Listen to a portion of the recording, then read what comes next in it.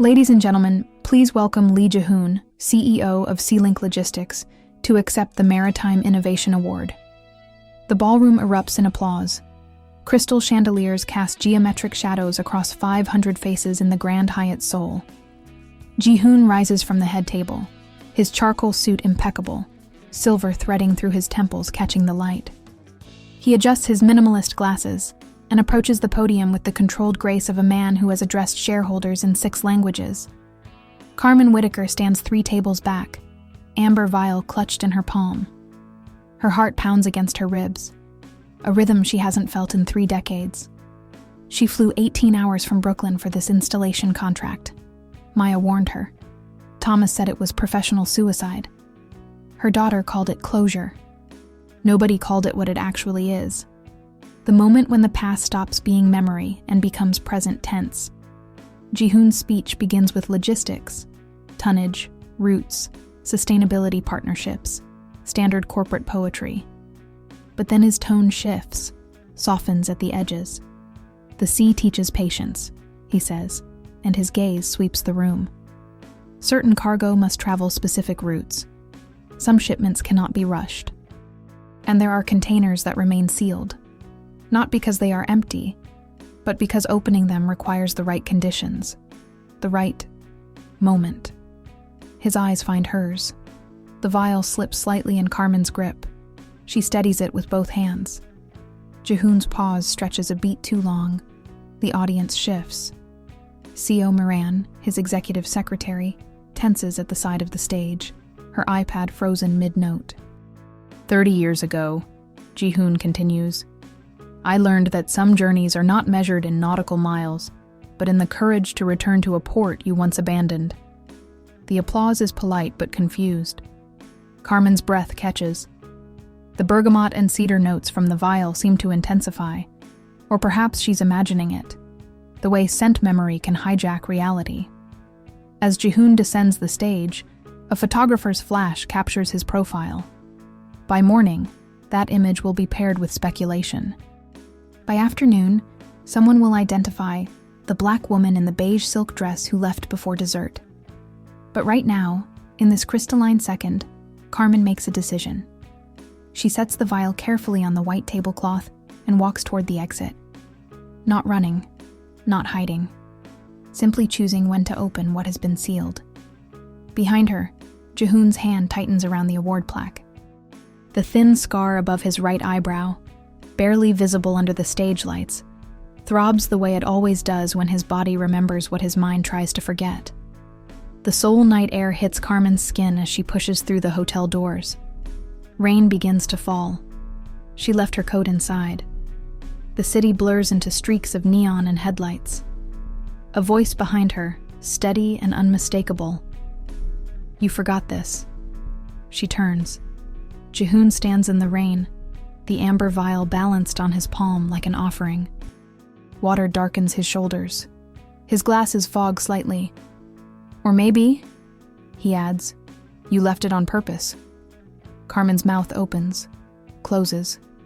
30 years collapse into the space between them. What happens, she finally says, when the formula you couldn't replicate walks back into your life? Jae-hoon takes one step closer. You test whether it still works. Boy, if you've ever wondered whether love can survive 3 decades of silence, subscribe to hear what happens when 2 people brave enough to open what they sealed. Discover that some scents, like some truths, only grow stronger with time. 5 nights before Seoul, Carmen's Brooklyn studio smelled like failure. She had tested 43 variations of the Maison's anniversary fragrance. Bergamot clashed with vetiver. Jasmine turned soapy. The black tea note flattened into nothing. The studio occupied the 3rd floor of a converted textile factory in Sunset Park. High ceilings, exposed brick, windows overlooking the harbor where container ships moved like patient giants. Carmen had chosen this space deliberately 15 years ago. Close enough to the water to smell salt when the wind shifted. Far enough from Manhattan's chaos to think clearly. At 3:47 a.m., insomnia drove her back to the workbench. She wasn't aiming for anything specific, just reaching for bottles in the dark, pipette work guided by 30 years of muscle memory. Sicilian bergamot, first distillation. Darjeeling tea absolute. Rain accord, the synthetic kind that smells like wet pavement in August. Base of white cedar with a ghost of smoke. Her hands moved without conscious thought, measurements appearing as if dictated by something outside her control. 3 drops of this, 7 of that. The ratios felt inevitable, like remembering a phone number you thought you'd forgotten. She closed her eyes and inhaled. The world stopped rotating. It was Terminal 4. The exact formula they had created in the Columbia Organic Chemistry Lab in 1995, when she was 22 and he was 24, and love felt like an equation you could solve if you were smart enough. They had named it after the JFK terminal where he boarded Korean Air Flight 086, promising to return after settling things with his family in Seoul. He never returned. She tried for years to recreate the formula, failed every time. Her thesis advisor suggested it was psychological, that her inability to replicate the scent was trauma manifest as chemical block. Carmen had dismissed this as academic nonsense.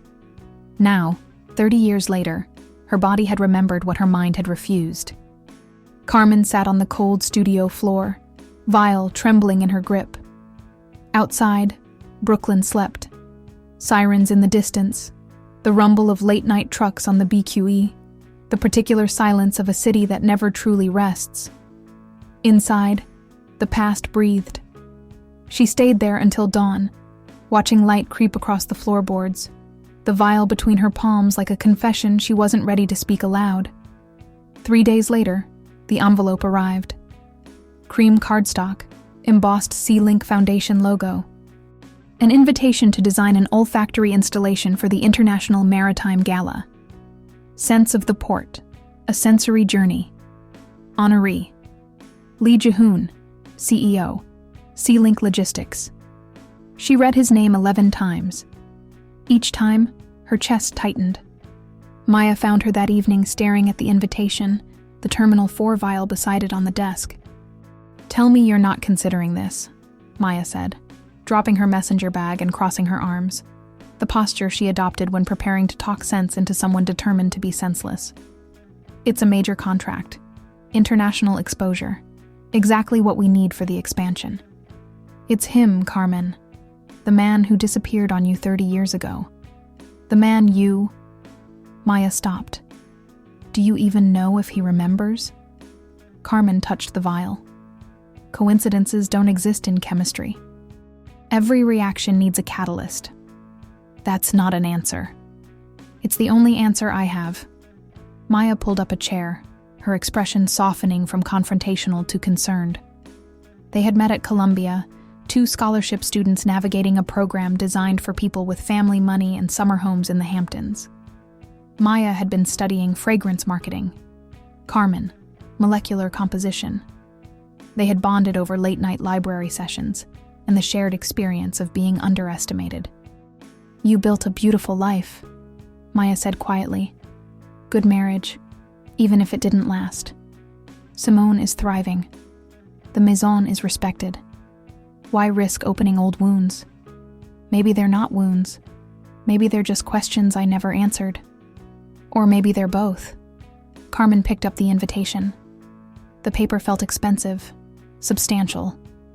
"I'm going to accept, professionally. This is work.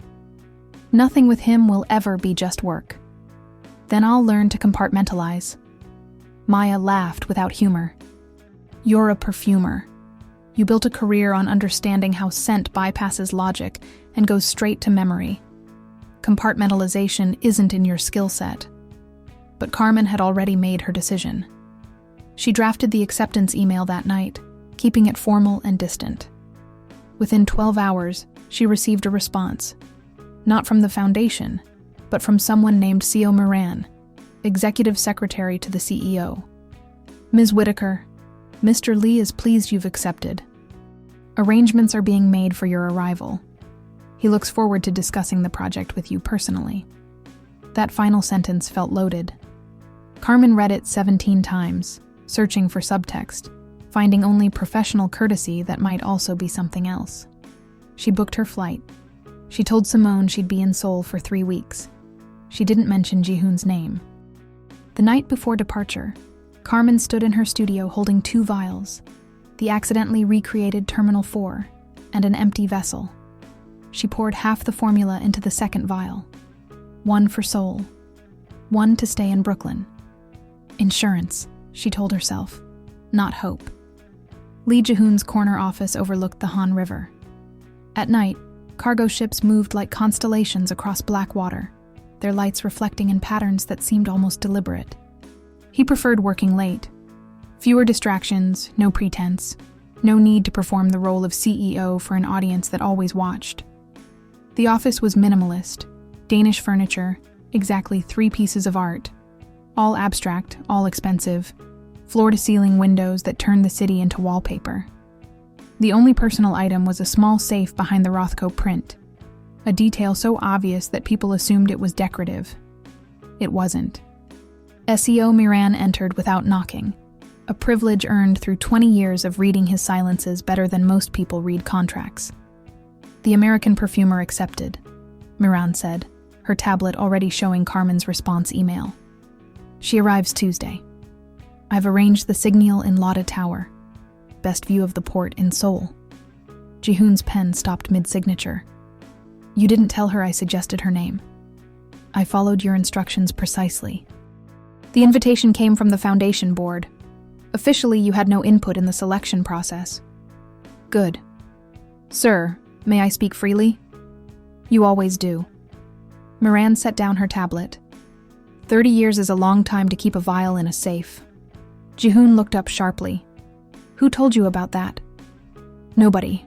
I clean your office myself twice a year. The only person you trust with the code. The vial has a label. Terminal 4, October 1995. I'm not an idiot, and I've watched you stare at that safe on difficult days. I can deduce. For a moment, Ji-hoon's corporate mask slipped. He looked his age, 54, weighted by decisions that built empires and hollowed out the spaces where softer things should live. She built an entire life without me, he said quietly. Married, had a daughter, founded a successful maison. Why would she? Because some questions don't die, Miran interrupted. They just wait for braver conditions. Ji-hoon turned back to the window. A container ship slid beneath the Bampo Bridge, red lights blinking like a heartbeat. He had spent 3 decades in this city, in buildings like this one, making decisions that moved money and goods across oceans. Efficient, profitable, empty. What if she doesn't remember? He asked. She accepted the invitation within 4 hours. She remembers. What if she's moved on completely? What if I'm the only one still? Then you'll have your answer. Uncertainty is worse than rejection. Ji-hoon considered this. Miran was right. She usually was. Not knowing had been its own torture. A low-grade ache that never quite healed, never quite killed. Make sure her hotel has a view of the port, he said finally. She'll want to collect scent samples from the terminals. Miran smiled, the kind of smile that subordinates never show their bosses unless the relationship has transcended hierarchy into something resembling family. Already arranged. I also took the liberty of sending her a welcome package. Local tea, a map of Busan's port district, and a handwritten note. From me? From you. I forged your signature.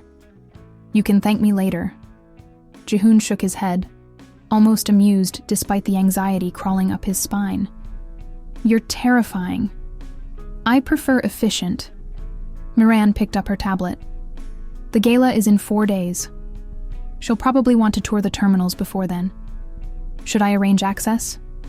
Yes, early morning. 6 a.m. Fewer people, better light. And Miran? Sir? Thank you. For this. She paused at the door. Don't thank me yet. This could go very badly. I know. But it could also go right. And you deserve that possibility. After she left, Ji-hoon sat in the dark office, watching the ships navigate the black water. Each one knew its destination, its cargo, its purpose. He envied their certainty. He thought about opening the safe, looking at the vial one more time. But he'd done that too many times over the years, a ritual of self-torture that never quite satisfied, never quite released. Instead, he drafted an email, deleted it, drafted another, deleted that too. Finally, at 2 a.m., he sent 3 words: "Welcome to Seoul." He stared at the screen, wondering if she'd respond. 5 minutes passed. 10. Then his phone lit up. "Thank you. Looking forward to the project." Professional. Distant. Exactly what he deserved. But she had responded. At 2 a.m. her time, which meant early morning in New York. Which meant she was awake too, thinking about this, unable to sleep. That had to mean something. Carmen's first morning in Seoul tasted like persimmons and exhaust. The city sprawled in every direction, glass towers punctuated by ancient palaces, the visual grammar of a culture that refused to choose between past and future. Her hotel room on the 78th floor of the Signal felt like living inside a jewelry box. Everything gleamed.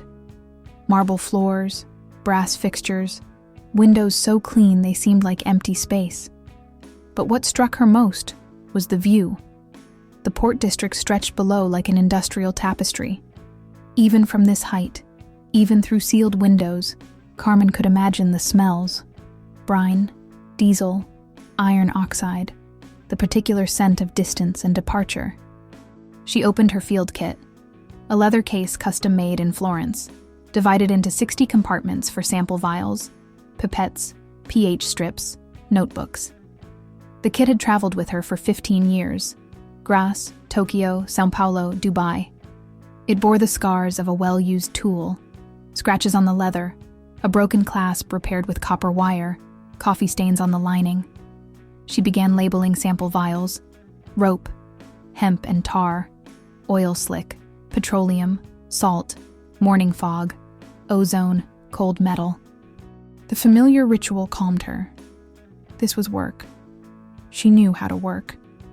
A knock interrupted her preparation. Hotel staff delivered a basket, Korean tea in a wooden box, a detailed map of Busan's port with handwritten notes in the margins, and a cream card with 3 sentences in precise handwriting. "Ms. Whitaker, terminal access has been arranged for tomorrow, 6 a.m. A guide will meet you at gate 7. I hope the city offers inspiration. LJ." His handwriting hadn't changed. Precise, almost architectural. The letters slightly compressed, as if conserving space mattered even in personal correspondence. Carmen folded the note and placed it between the pages of her formulation journal, the same journal that still contained the crossed-out attempts at Terminal 4. Ink faded to ghost script over the years. Her phone buzzed. Maya via video call. "How's the land of impossible X's?" Carmen propped the phone on the desk. "Professional, clean. I'm treating this as a standard contract." "You're a terrible liar. Have you seen him yet?" "The gala is tomorrow night. And you're going to stand in a room with 500 people pretending you don't know the exact shape of his collarbone." "Sure, that'll work great." "Maya, I'm serious, Carm. You need a strategy. Are you going to speak to him, ignore him, cry dramatically and run out like a telenovela?" "I'm going to be professional. Discuss the installation parameters. Establish clear boundaries." Maya's expression suggested she found this about as plausible as spontaneous combustion. "Right. And I'm going to win the lottery and retire to Bali. Your confidence in me is inspiring. My confidence in you is absolute. My confidence in your ability to be rational about this specific man is non-existent." Maya leaned closer to the camera. "He was your first real love. You were 22. The brain doesn't forget that. It's neurologically embedded. I'm 52 now. My brain has had 3 decades to rewire. Smell memory lasts forever. You, of all people, know that." Carmen did know that. It was the foundation of her career, understanding how scent bypassed the intellectual cortex and traveled directly to the limbic system, where emotion and memory lived tangled together like roots beneath old trees. "I'll be fine," Carmen said, with more certainty than she felt. If you need an exit strategy, text me Bergamot, and I'll call with a fake emergency. That's ridiculous.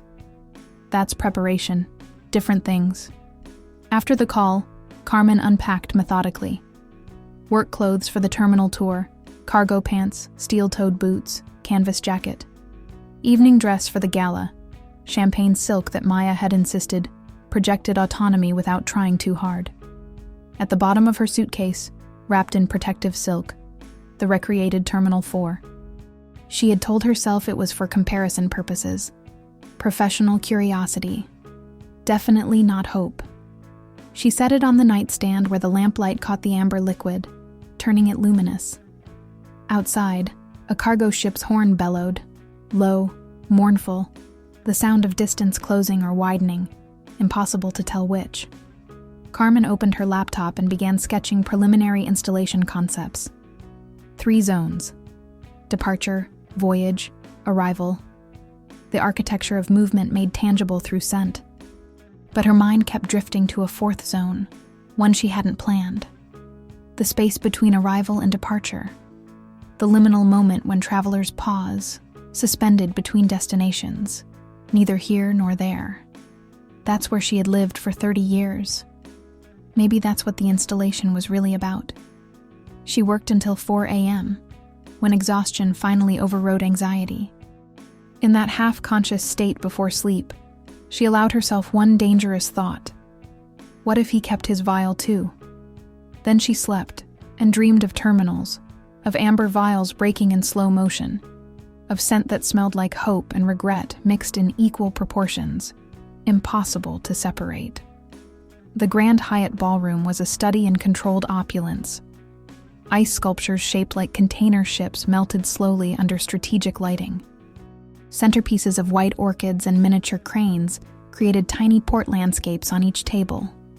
500 guests in formal attire, the air thick with power and French perfume.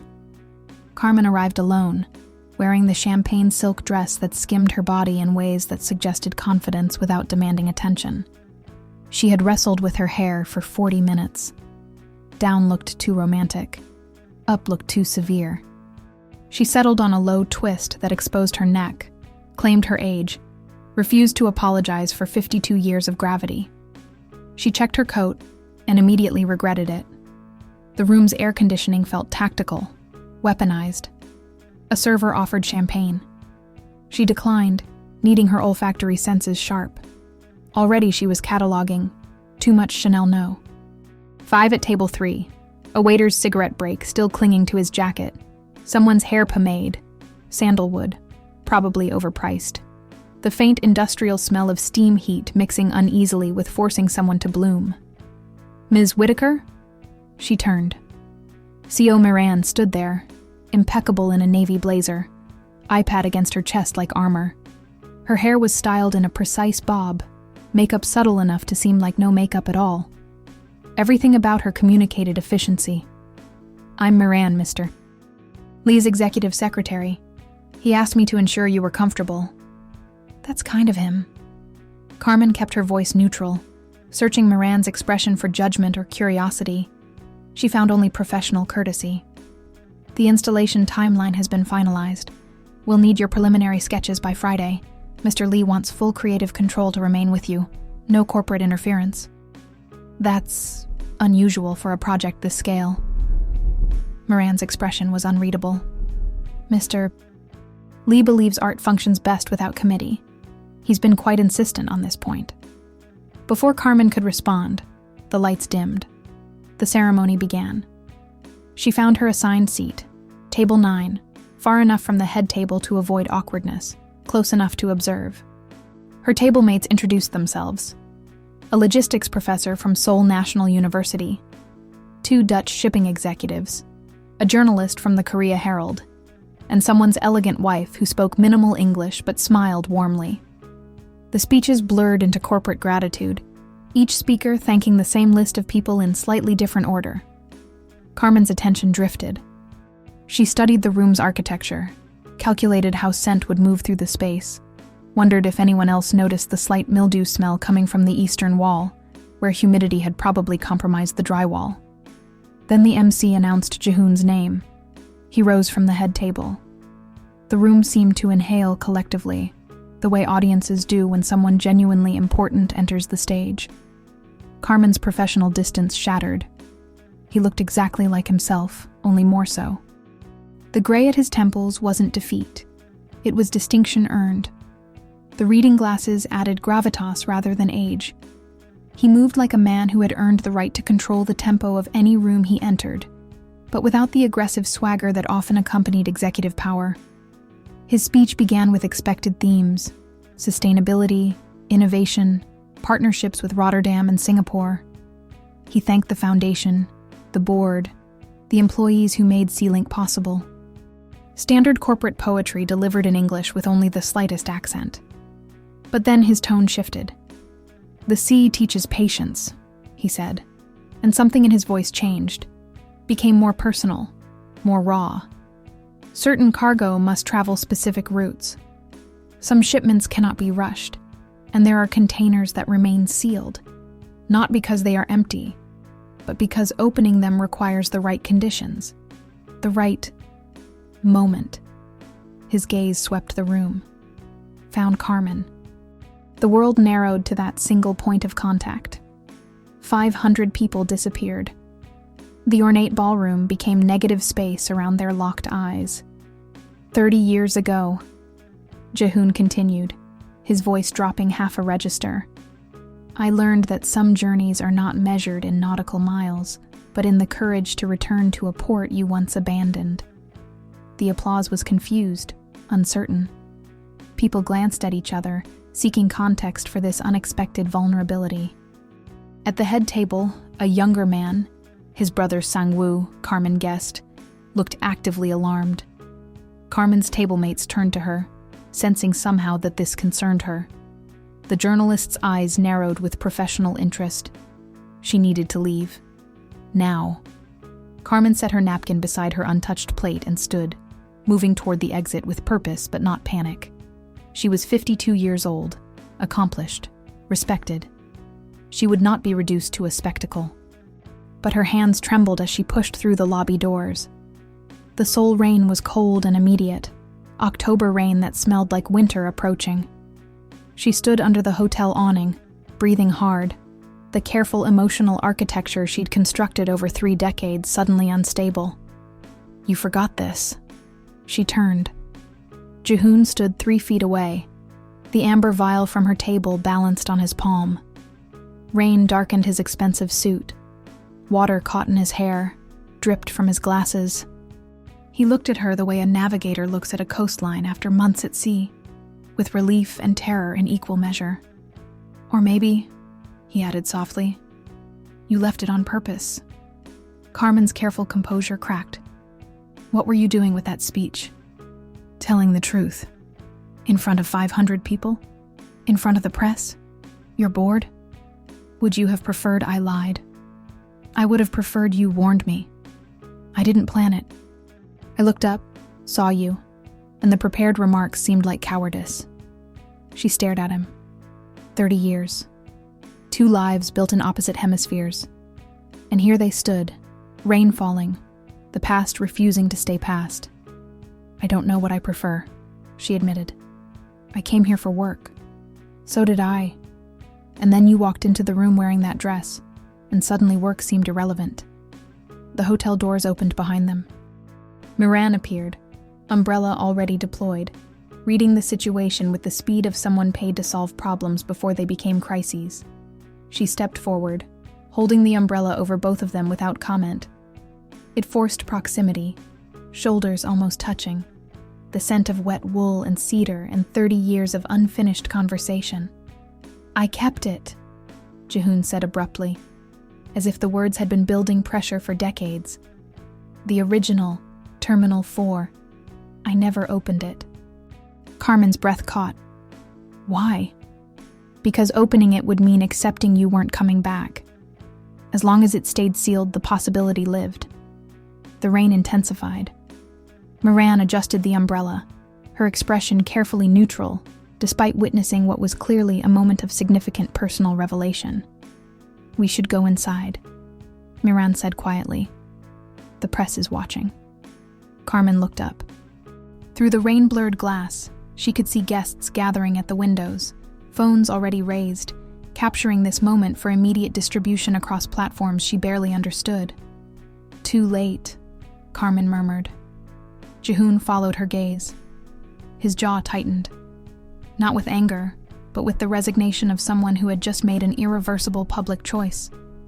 "I'm sorry, I didn't think—" "No," Carmen interrupted. "You didn't. But neither did I."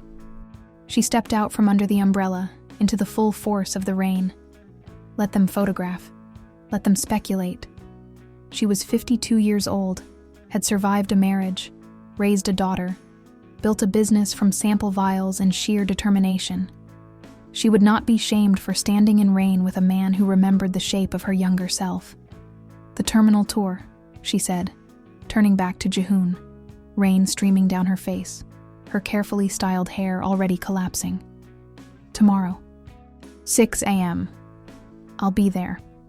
Then she walked into the rain, hailed a taxi with the confidence of someone who knew her own worth, and disappeared into Seoul's neon labyrinth.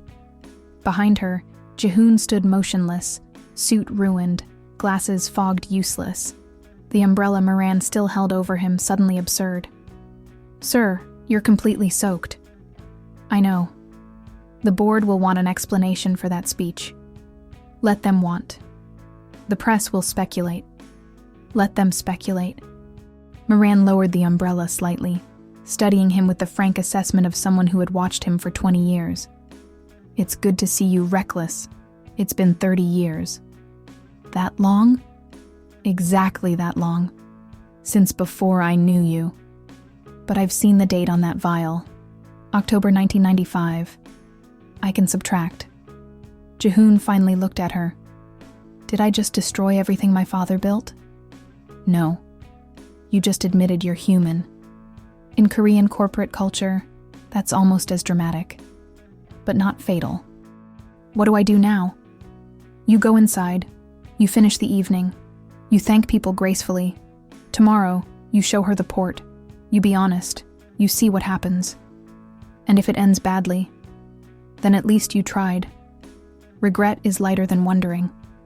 They walked back inside together, leaving wet footprints across marble floors, evidence of choices made in rain. The original vial lived in Jihoon's office safe, behind the false panel beneath the Rothko print. Only 3 people knew the safe's combination: Jihoon, his brother Sang-woo, and Moran, though Moran had never mentioned it until last week. At 2 a.m., unable to sleep, Jihoon sat at his desk with the vial between his hands. Amber liquid, label yellowed at the edges, her handwriting spelling out Terminal 4 in the careful script of a chemistry student who believed precision could protect against heartbreak. The vial was smaller than he remembered. Funny how memory inflated significance. Just 30 milliliters of liquid that had somehow dictated 3 decades of his emotional architecture. He had opened the safe perhaps 50 times over the years, usually late at night, usually after too much scotch, usually on October 17th, her birthday, a date he had never forgotten despite trying. Never opened the vial, though. Opening it would release the scent into air, where it would oxidize, fade, die. As long as it remained sealed, the moment lived in suspended animation, protected from time's corruption. His phone buzzed. A message from Sang-woo. "We need to talk. Press is asking questions about your speech." Jihoon ignored it. Another message, this time from Moran. Tabloid headline: Sealink CEO's mystery woman, U.S. perfumer has history with Jihoon. Photo attached. He opened the image. Someone with a long lens had captured them under the umbrella, faces inches apart, rain creating a curtain of intimacy. The photo was actually beautiful, which meant it would spread exponentially. A third message, from a number he didn't recognize. "This is Carmen. Moran gave me your private line. Are you awake?" His fingers hovered over the keyboard, suddenly adolescent with uncertainty. Then, "Yes. Can we meet?" "Before the terminal tour. Somewhere without cameras. My office." I'll send a car. Is 4 a.m. too early? I'm already awake. Send the address. At 3:47 a.m., Jihoon received notification from building security. His guest had arrived. He met her at the elevator personally, unable to delegate even this small courtesy. The doors opened. Carmen stepped out wearing jeans and a gray cashmere sweater, her hair pulled back in a simple ponytail, no makeup. This was the Carmen he remembered. Focused, direct, beautiful in the way that has nothing to do with ornamentation and everything to do with presence. Coffee? He offered. Please, black. He led her to his office, simultaneously proud of and embarrassed by the space. It communicated success but also isolation. Too clean, too controlled, more museum than haven. Nice view, Carmen said, moving to the windows. Thank you. The ship's help. Reminds me there's movement even when I feel stuck. She turned, eyebrow raised. That's surprisingly poetic for a logistics executive. I have hidden depths. I remember. The words hung between them, weighted with history. Jihoon poured coffee from a French press, Colombian beans, medium roast. She took it black, just as she had at 22. Some things didn't change. The photo is going to complicate things, Carmen said directly. Yes. My business partner thinks I'm insane for being here. My ex-husband called it unresolved trauma seeking narrative closure. My daughter asked if I was having a midlife crisis. What do you think it is? She walked to the window, cupping the coffee mug for warmth, despite the precisely controlled office temperature.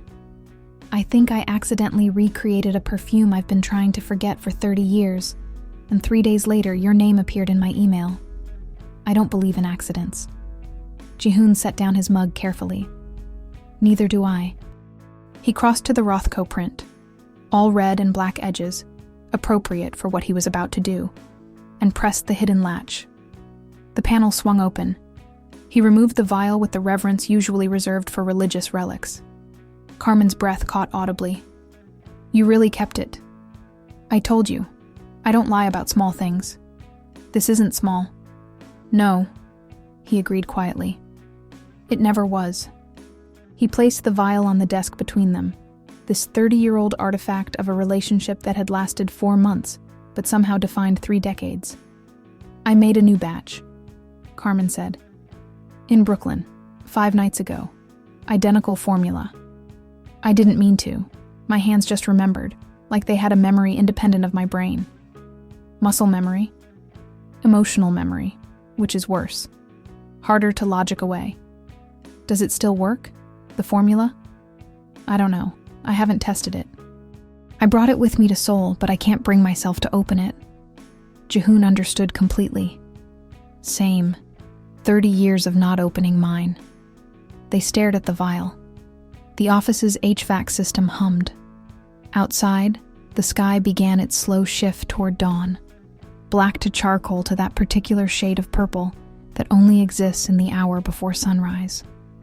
If we open this, Carmen said slowly, there's no going back.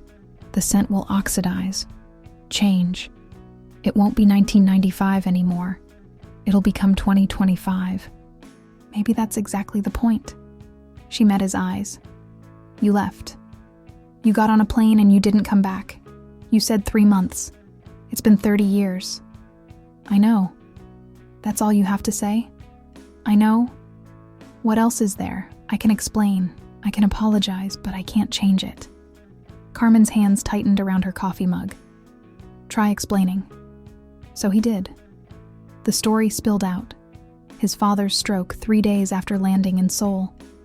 The doctors saying recovery was impossible. The board in chaos. His mother insisting he take over immediately, because waiting would show weakness, and there were sharks circling, competitors ready to exploit any sign of instability. I was 24, Jihoon said. I barely knew how to run my own life, much less a company. I called you. 17 times in the first month. You never answered.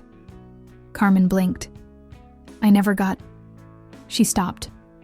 Realization dawning. My roommate. She thought you were distracting me from my degree. She said I was becoming someone she didn't recognize. I sent letters, 4 of them, care of the Columbia Chemistry Department. I never received any mail. They stared at each other. 30 years of assumptions collapsing like badly constructed scaffolding. Who do we blame for this? Carmen whispered. Does it matter? Yes. Because if it's just miscommunication, then we're idiots. If it's fate, then we're tragic. If it's malice, then we're victims. I need to know which story I'm living in. Jihoon picked up the vial, feeling its weight. Negligible physically, enormous emotionally. We could test it. See if the formula still works after 3 decades. Or we could leave it sealed. Preserve the memory exactly as it was. Perfect and untouchable. I've spent 30 years preserving. Building a company my father would be proud of. Honoring his legacy. Being the son he needed. I'm tired of preservation, Carmen. I want transformation. He twisted the cap before she could protest. The seal broke with the smallest click, a sound that meant everything. The scent escaped. Bergamot turned honeyed with age, tea gone earthy, rain note surprisingly intact. Cedar warmed into something almost amber. It wasn't the same. It was better. Time had refined it, the way pressure turns carbon into diamond, the way suffering can sometimes, not always, but sometimes, make people deeper. Carmen inhaled. Tears came without permission. Oh God. Jihoon's eyes were wet too. It's different, but ours. Still ours. They stood in the changing light, breathing in evidence that some things don't die. They just wait for the right conditions to transform. Carmen reached across the desk. Her hand found his. Their fingers interlaced with the easy inevitability of chemical bonds forming. Oxygen seeking hydrogen, attraction at the molecular level. I don't know how to do this, she admitted. I have a life, a business, a daughter in college. I can't just... I'm not asking you to abandon anything. I'm asking for a chance to build something new alongside what already exists. The press will destroy us. Your business, my reputation. There will be people who say I'm using you, that you're fetishizing me, that this is midlife crisis or publicity stunt or... Let them try. I'm 54. I've built something that can withstand scrutiny. Have you? Because one romantic failure can undo decades of corporate success. You know that. Then we make sure it's not a failure. Outside, the sun crested the horizon. Gold light flooded the office, turning everything warm. The port below came alive. Ships departing, ships arriving. The endless cycle of things leaving and returning and leaving again. The installation, Carmen said finally. If we're going to do this, we do it professionally first. I design the best work of my career. You provide the platform and then stay out of my process. No special treatment because of our history. No interference. Agreed. And after the installation launches, after the reviews come in and the public judges the work on its merits, then we figure out what this is. Not before. Deal? Jihoon nodded slowly. One condition. What? We stop lying to ourselves that this is just nostalgia. We're adults. We know the difference between missing who someone was and wanting who they've become. Carmen's grip tightened on his hand. 30 years of wondering, compressed into this moment of decision. Deal, she whispered. The office door opened. Moran entered, stopped abruptly, took in the scene, clasped hands, opened vial, dawn light making them both look simultaneously their age and ageless. I'm interrupting, she said. Yes, Jihoon replied calmly, but we're done hiding.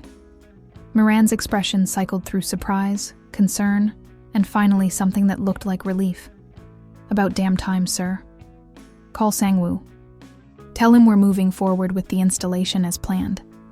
Tell him I'll address the board's concerns about my personal life at next week's meeting.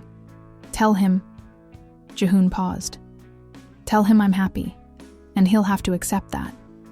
After Moran left, Carmen and Ji-hoon remained standing, hands still clasped, the opened vial between them releasing its transformed scent into the controlled office air.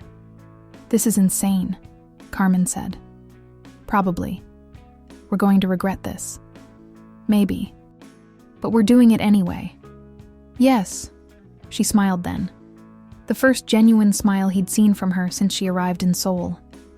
"Okay then. Show me your port. Let's see if we can build something as good as what we remember." The port terminal at 6 a.m. was a symphony of controlled chaos. Container cranes moved with mechanical grace, their movements choreographed by unseen operators. Forklifts shuttled pallets in precise patterns. The air was thick with salt, rust, diesel, and something indefinable. The scent of departure and return, of things moving across impossible distances. Carmen stood at Gate 7, field kit in hand, dressed for serious work. Cargo pants with multiple pockets, steel-toed boots that had seen 3 continents, canvas jacket faded from years of field collection. Her hair was braided back tightly. She wore no jewelry. This was Carmen the scientist, the chemist, the professional. Ji-hoon arrived in a company vehicle, also dressed down. Dark jeans, C-link windbreaker, work boots instead of Italian leather. It was the first time she'd seen him without a suit. He looked younger, more accessible, almost vulnerable. "Ready?" he asked. "Show me everything." A security officer approached. Older man, weathered face, the posture of someone who had spent decades enforcing rules. He and Ji-hoon exchanged greetings in Korean. The man's expression shifted from professional respect to something warmer. He clapped Ji-hoon on the shoulder, said something that made Ji-hoon laugh. "He remembers me as a teenager," Ji-hoon explained to Carmen. "I used to come here with my father. Mr. Park taught me how container loading works. Said I was terrible at it." "Were you?" "Absolutely. I preferred chemistry labs to cargo holds." They walked the terminal for 3 hours, Carmen collecting samples with fierce concentration. She knelt beside mooring lines, scraping hemp fiber into labeled vials, rope, tar, salt, decades of weathering. She captured oil-slicked water from beneath the docks in sterile bottles, petroleum rainbows, biological decay, iron. She used a metal scraper to collect rust from a crane, iron oxide, paint, time itself made tangible. She held sterile cotton out to capture fog molecules, cold metal, ozone, early morning moisture. Ji-hoon watched, fascinated by her process. She would close her eyes and simply breathe, her face shifting as she identified specific molecules, her internal chemistry database cataloging in real time. "What do you smell right now?" he asked. Carmen opened her eyes slowly, returning from wherever scent analysis took her consciousness. Top notes: diesel exhaust, sea salt, coffee from the workers' break room. Cheap instant, not fresh brewed.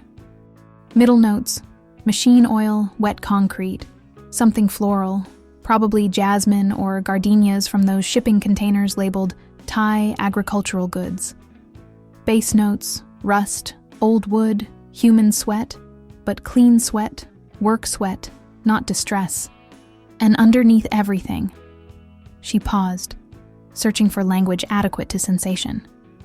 "Underneath," Ji-hoon prompted. "Anticipation. It's not a molecule, but ports always smell like anticipation. Things arriving, things leaving. The scent of possibility made physical. I've worked here 20 years. I never thought about it that way." "That's because you're inside it. I'm translating. That's what perfumers do.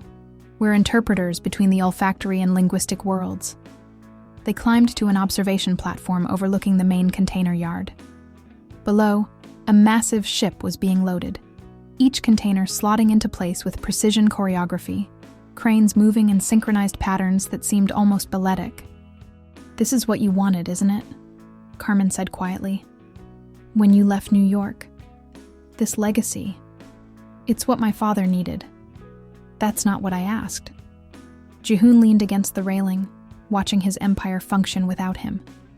A realization both liberating and unsettling. "I wanted you, and I wanted this. I was 24. I thought I had to choose. I didn't understand that some choices aren't either or, that you can hold multiple truths simultaneously. And now I'm 54. I've built the legacy. Sea-Link operates in 47 countries. We pioneered sustainable shipping routes. We employ 30,000 people. I've honored my father's vision beyond what he probably imagined possible. He turned to face her. And I've been alone the entire time. You could have married. I'm sure there were offers, arrangements. My mother introduced me to appropriate women from appropriate families. I attended dinners, I was polite. I even dated some of them for respectable periods. But none of them were you. And it seemed unfair to marry someone while wishing they were someone else. A ship's horn sounded. Long, low. The frequency that travels across water and through bone. The kind of sound you feel in your chest before you hear it with your ears. Carmen set down her collection kit. Jihoon, we're not 22 anymore. We have histories, complications. I was married for 18 years. I have a daughter who... I know everything. Maya told Moran, who told me.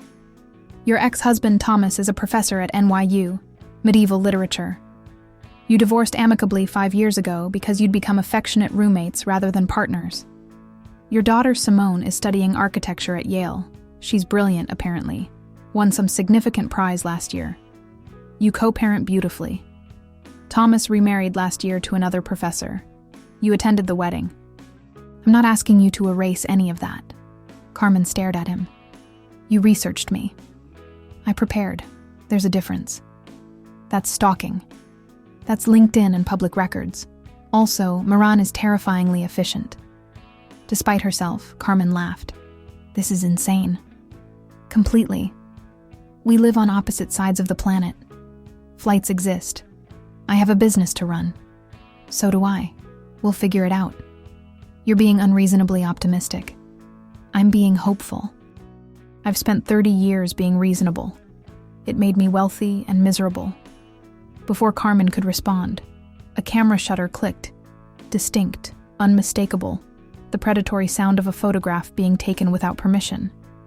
They both turned. A photographer, 50 yards away, long lens aimed directly at them, motor drive clicking through frames. Shit, Jihoon muttered. Another series of clicks. The photographer was already retreating toward the parking lot. Mission accomplished. That'll be online within an hour, Carmen said, voice flat. Yes. Your board is going to lose their minds. Probably. She picked up her kit with sharp movements, anger and fear mixing in her expression. We should go, before this gets worse. But as they walked back toward the vehicle, Jihoon's hand found hers. Not hiding, not hesitating. A public claim that would cost them both. Made anyway. Carmen didn't pull away. Her fingers tightened around his. A counterclaim, an answer, a choice made consciously despite knowing the consequences. Behind them, the port continued its choreography. Ships arrived, ships departed. The world moved forward whether they were ready or not. By noon, the photo was everywhere. Korean news portals, international gossip sites, Twitter threads dissecting every pixel. Someone had enhanced the image, zoomed in on their clasped hands, their expressions, her looking toward the horizon, him looking at her with unmistakable tenderness. Headlines ranged from curiosity to cruelty. Sea-Link CEO's secret romance? Chaebol heir and American artist. Cross-continental love story? Who is Carmen Whitaker, and why does Lee Jihoon look happier than he has in years? Black perfumer, coincidentally, hired by Korean billionaire ex-boyfriend. What are the odds? Carmen sat in her hotel room, laptop open to the damage spreading in real time. The comments sections were predictable cesspools, some supportive, many cruel, all intrusive. She's beautiful. Good for him. Gold digger. Obviously using him for contracts. Interracial couples are so inspirational. She's too old for him. Look at those wrinkles. He could have any Korean woman. Why her? This is clearly a publicity stunt for her failing business. Her phone rang. Maya, of course. You're viral, like actually viral. The photo has 2.3 million views and climbing. Carmen closed the laptop, unable to look anymore. I'm aware. The Maison's Instagram gained 40,000 followers in 6 hours. People want to know about you, about your work, about whether the Black American perfumer is using a Korean billionaire for publicity. Silence stretched across the international connection. Then Maya's voice, quieter. Some of the comments are not great. I've seen them. Carmen, you don't have to read that garbage. People are terrible on the internet. It doesn't reflect. Yes, it does. It reflects exactly what they think when they're anonymous. That I'm too old, too black, too ambitious, too American. That I must be using him because why else would a man like that want a woman like me? Fuck them. That's not a strategy. It's a philosophy. You're 52 years old. You've built a respected business. You've raised an incredible daughter. You don't owe strangers an explanation for standing next to a man who clearly adores you. Another call beeped through. Simone, her daughter. Maya, I need to take this. Call me back. I'm booking a flight to Seoul. You need backup. Maya. Non-negotiable. I'm your business partner and your friend. I'll be there in 2 days. Carmen switched calls. Hi, sweetheart. Mom, are you okay? I just saw everyone sending me links and asking questions, and some of them are saying really racist things and... Breathe, Simone. I'm fine. You don't sound fine. You sound like you're about to cry.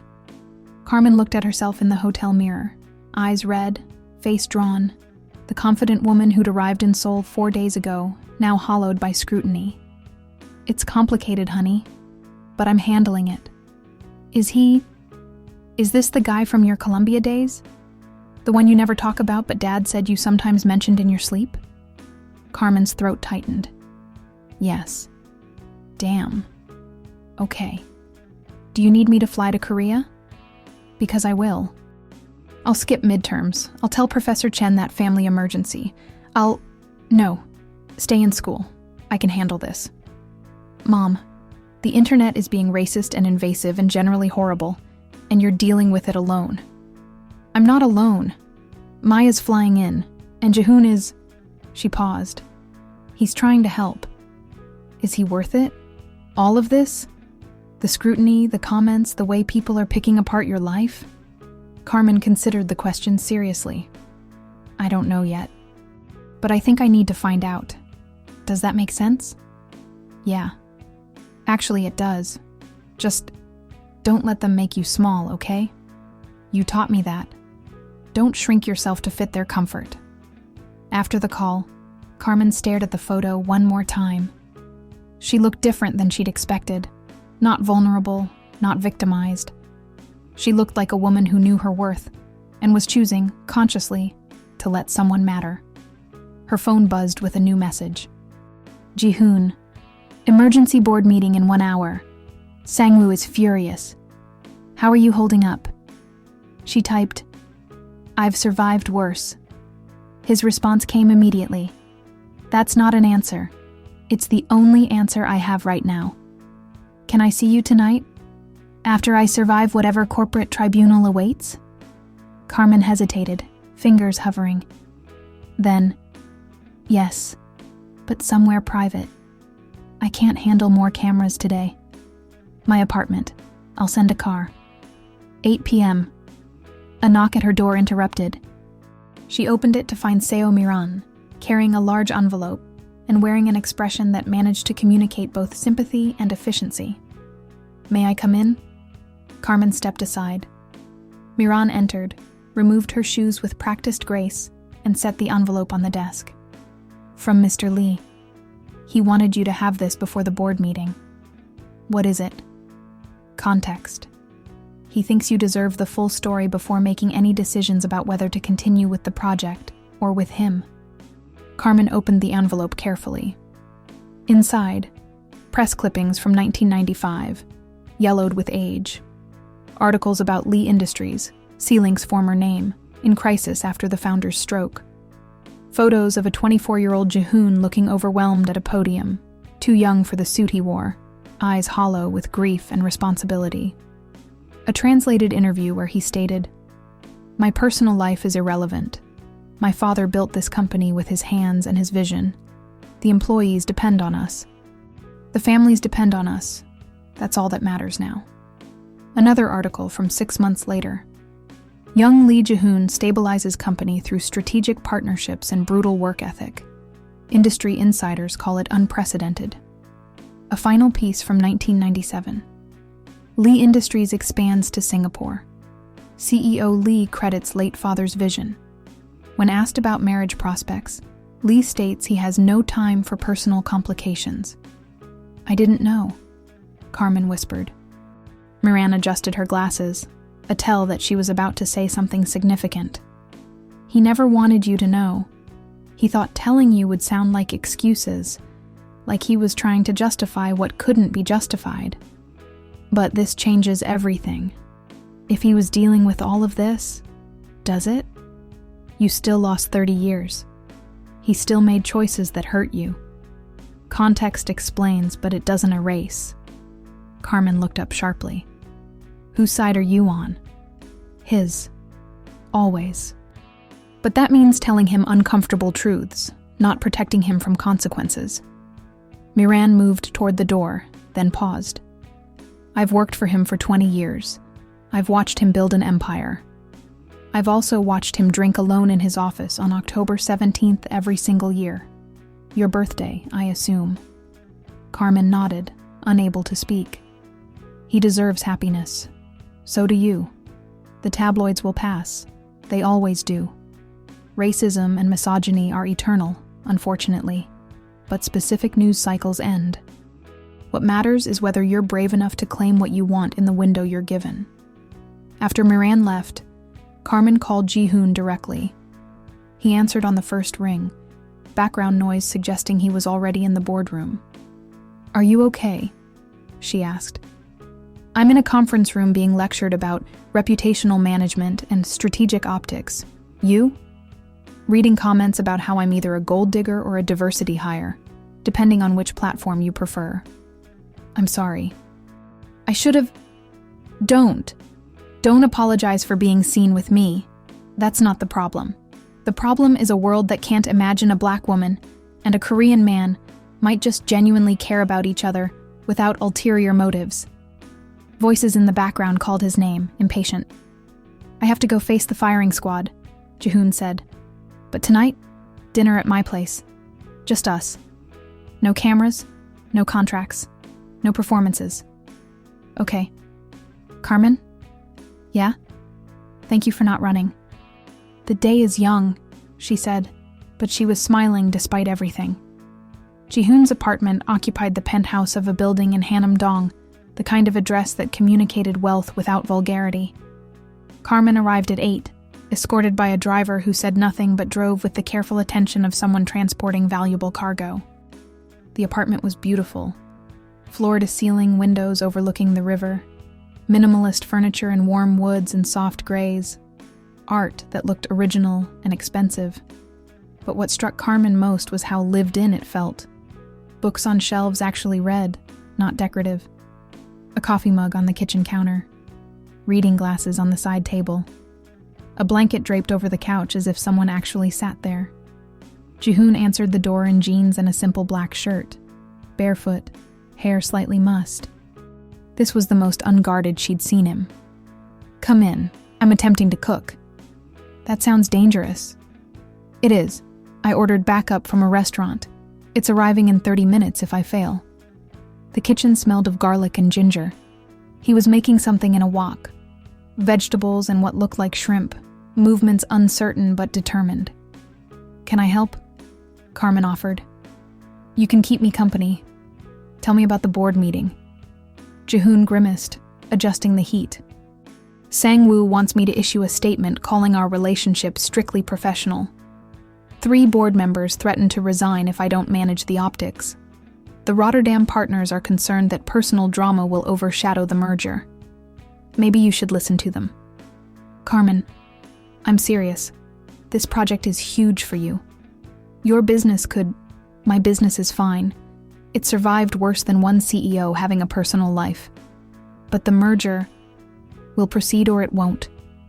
I refuse to sacrifice my humanity for corporate convenience. He turned off the heat, plated the food with surprising competence. Besides, I told them that if they forced me to choose between love and logistics, they might not like my answer. What did they say? Sang-woo looked like I'd announced plans to join a circus. My mother called immediately after and asked if I'd lost my mind. Moran just smiled, which was somehow the most alarming response. They ate at the dining table, the city lights creating a private galaxy beyond the windows. The food was actually good, not restaurant quality, but honest and warm. I read the articles, Carmen said, from 1995, about your father, the company crisis. Moran brought them.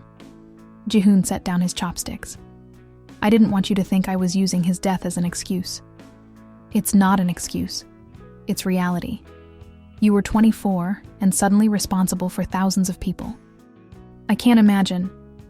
I could have found you eventually, once things stabilized. I had resources. I chose not to because I was afraid. Of what? That you'd moved on. That reaching out after years of silence would be selfish. That you were better off without the complication of someone who had already proven unreliable. Carmen reached across the table, taking his hand. I moved on. Built a whole life. Married someone kind. Had a daughter. Created a business. And none of it erased you. Thomas used to joke that he was married to me and the ghost of my Columbia chemistry boy. He wasn't entirely wrong. Did you love him? Yes. Just not the way I loved you. More gently. Less dangerously. And when you divorced? I felt relief. And guilt about feeling relief. He deserved better than someone who was emotionally elsewhere. They cleaned the dishes together, falling into an easy rhythm that felt earned rather than performed. Carmen washed, Ji-hoon dried, their shoulders occasionally touching in the compact kitchen. What happens now? Carmen asked, handing him a plate. Now we decide if this is worth fighting for. Not the nostalgia, the actual present tense us. I don't know who the present tense us is yet. Then we find out. 3 weeks for the installation. After it launches, we evaluate. No pressure, no promises, just honest assessment.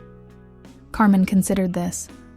It was reasonable, mature, the kind of decision 50-something adults made instead of the dramatic pronouncements of 20-year-olds. Okay, she agreed.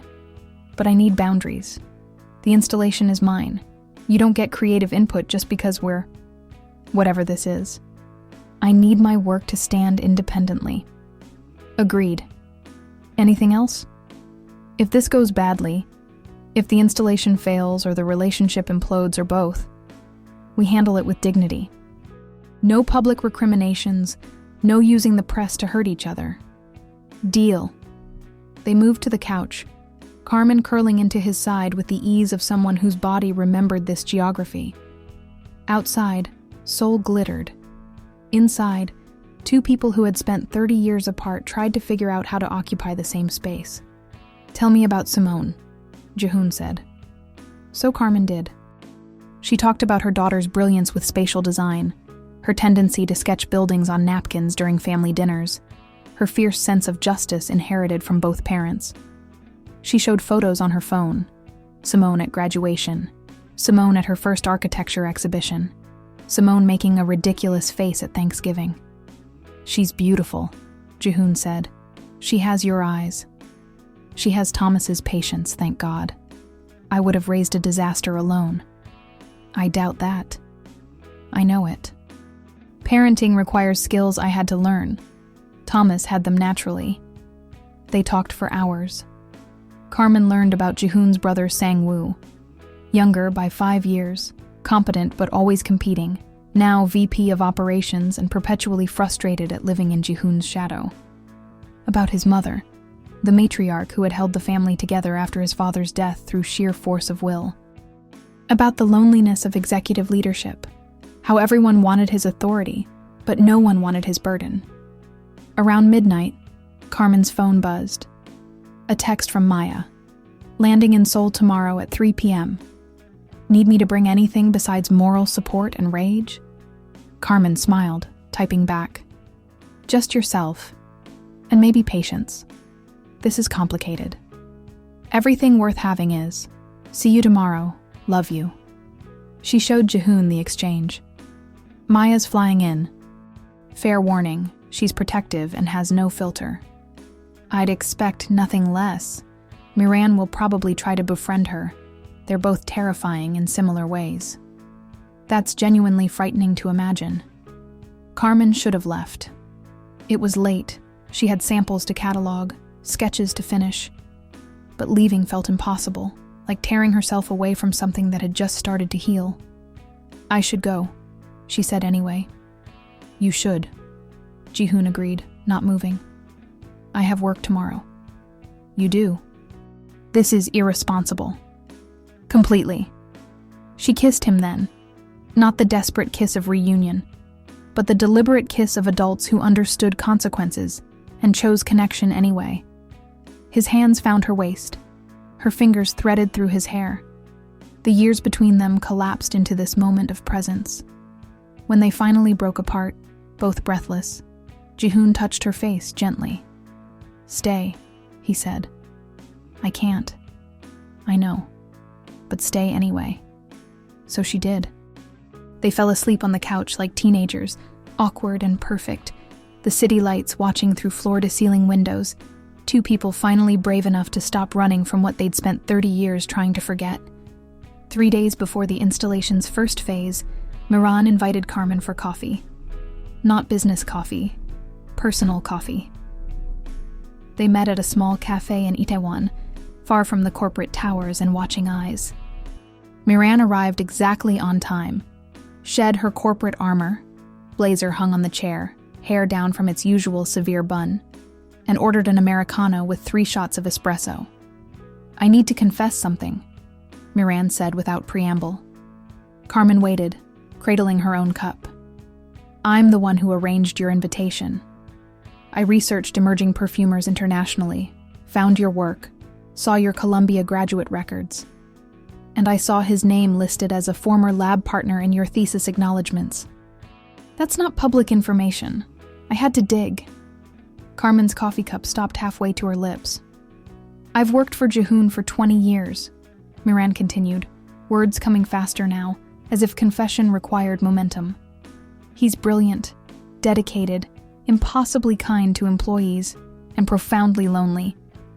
Every year on October 17th, he works late and drinks expensive scotch alone in his office. He never explained why. But 6 years ago, I found the vial in the safe while organizing archived documents. He told me you knew. I do. And I realized, this man has been grieving a ghost for decades. Functional grieving. He runs a company, makes sound decisions, maintains relationships. But there's always been this hollow space in him. Miran took a long drink of coffee. So when the foundation needed an artist for the installation, I suggested your name. I researched your work first. It's genuinely extraordinary. So my recommendation was professionally sound. But I didn't tell him I'd made the connection. I wanted to see if... She paused, searching for words. If what? Carmen prompted. If some connections survive time intact. If love could be placed in suspension and reactivated under the right conditions. I'm a romantic, apparently, despite all evidence to the contrary. Carmen sat back, processing. You engineered this. I created an opportunity. You both chose to walk through it. There's a difference. Why are you telling me now? Miran's expression softened in a way that transformed her entire face. Because you deserve to know that this wasn't random. And because I need you to understand something. If you're here for closure, take it and leave cleanly. But if you're here because you still feel what he feels, stay. Fight for it. Because men like Jihoon don't break their own rules unless something matters desperately. And if it fails? If the installation bombs? If the press destroys us? If... Then you'll have tried. Regret is lighter than wondering. Trust me, I know. Something in Moran's tone suggested personal experience. Carmen waited, giving her space to continue or retreat. I was married once, Moran said quietly. 25 years ago. He was brilliant and impossible, and I loved him completely. He wanted me to leave Korea, move to London with him. I chose my career instead. This job, specifically. I told myself it was the responsible choice. Do you regret it? Every day. He's married now, has 3 children, seems happy, and I'm here, running someone else's life beautifully, while mine remains perfectly managed and utterly empty. Moran met Carmen's eyes. Don't be me. Don't choose safety over possibility. Before Carmen could respond, Moran pulled a small box from her bag and slid it across the table. What's this? Letters, 4 of them. The ones Jihoon sent in 1995 to Colombia. They were returned to C-Link's New York office, marked addressee unknown. I found them in archived correspondence 6 months ago while digitizing old records. I thought you should read them. Carmen stared at the box as if it contained something alive and dangerous. Will it change anything? She asked. I don't know. But you deserve the full story. That evening, alone in her hotel room, Carmen opened the letters with trembling hands. The paper was thin, aged yellow, his handwriting younger but recognizable. October 28, 1995. Carmen. My father collapsed 3 days after I landed. Massive stroke. The doctors say he won't recover fully. His right side is paralyzed, speech compromised. The board is in chaos. Everyone's looking to me, and I barely know where the bathrooms are in the headquarters building. I need to stay longer than planned. I'm so sorry. I'll call when I can. Please wait for me. Please. Diary, November 15th, 1995. Carmen. I've called 17 times. Your roommate says you're busy with research. I know you're angry. I deserve that. I broke my promise. But please, talk to me. I need to hear your voice. This isn't abandonment. It's emergency. My father is dying and taking the company with him, unless I figure out how to hold it together. I'm 24, and everyone's waiting for me to fail. You're the only thing that makes sense, and you're 7,000 miles away and silent. I don't know how to fix this. J. December 3rd, 1995. Carmen. My father died last week. Funeral was yesterday. Hundreds of people all watching to see if I'd break. I didn't. I can't. I'm the CEO now, 24 years old, running a company I barely understand. Everyone is watching, waiting for me to fail. Some hoping I will so they can take over. I can't breathe. I can't think. You're the only thing that makes sense in my head, and you're gone, and I don't know how to do this without you, but I have to. Please, write back. Please. J. January 9th, 1996. Carmen. This is my last letter. If you don't want me, I understand. You deserve better than someone who leaves, who breaks promises, who chooses duty over love. I just need you to know. I loved you. Present tense. I still love you. If you ever change your mind, I'm here. I'll be here. I'll wait as long as it takes. But I can't keep shouting into silence. It's killing me slowly, and I have too many people depending on me to break completely. I hope you're happy. I hope someone loves you better than I managed to.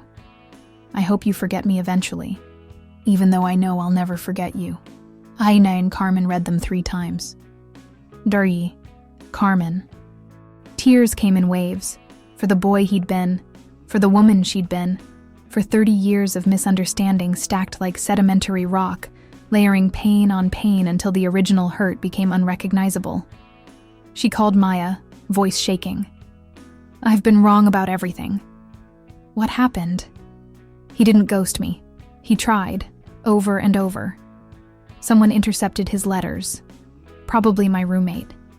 She thought he was a distraction. And he kept calling, but I never got the messages because I was hiding in the lab, avoiding exactly those calls. Oh, honey. Maya, what do I do?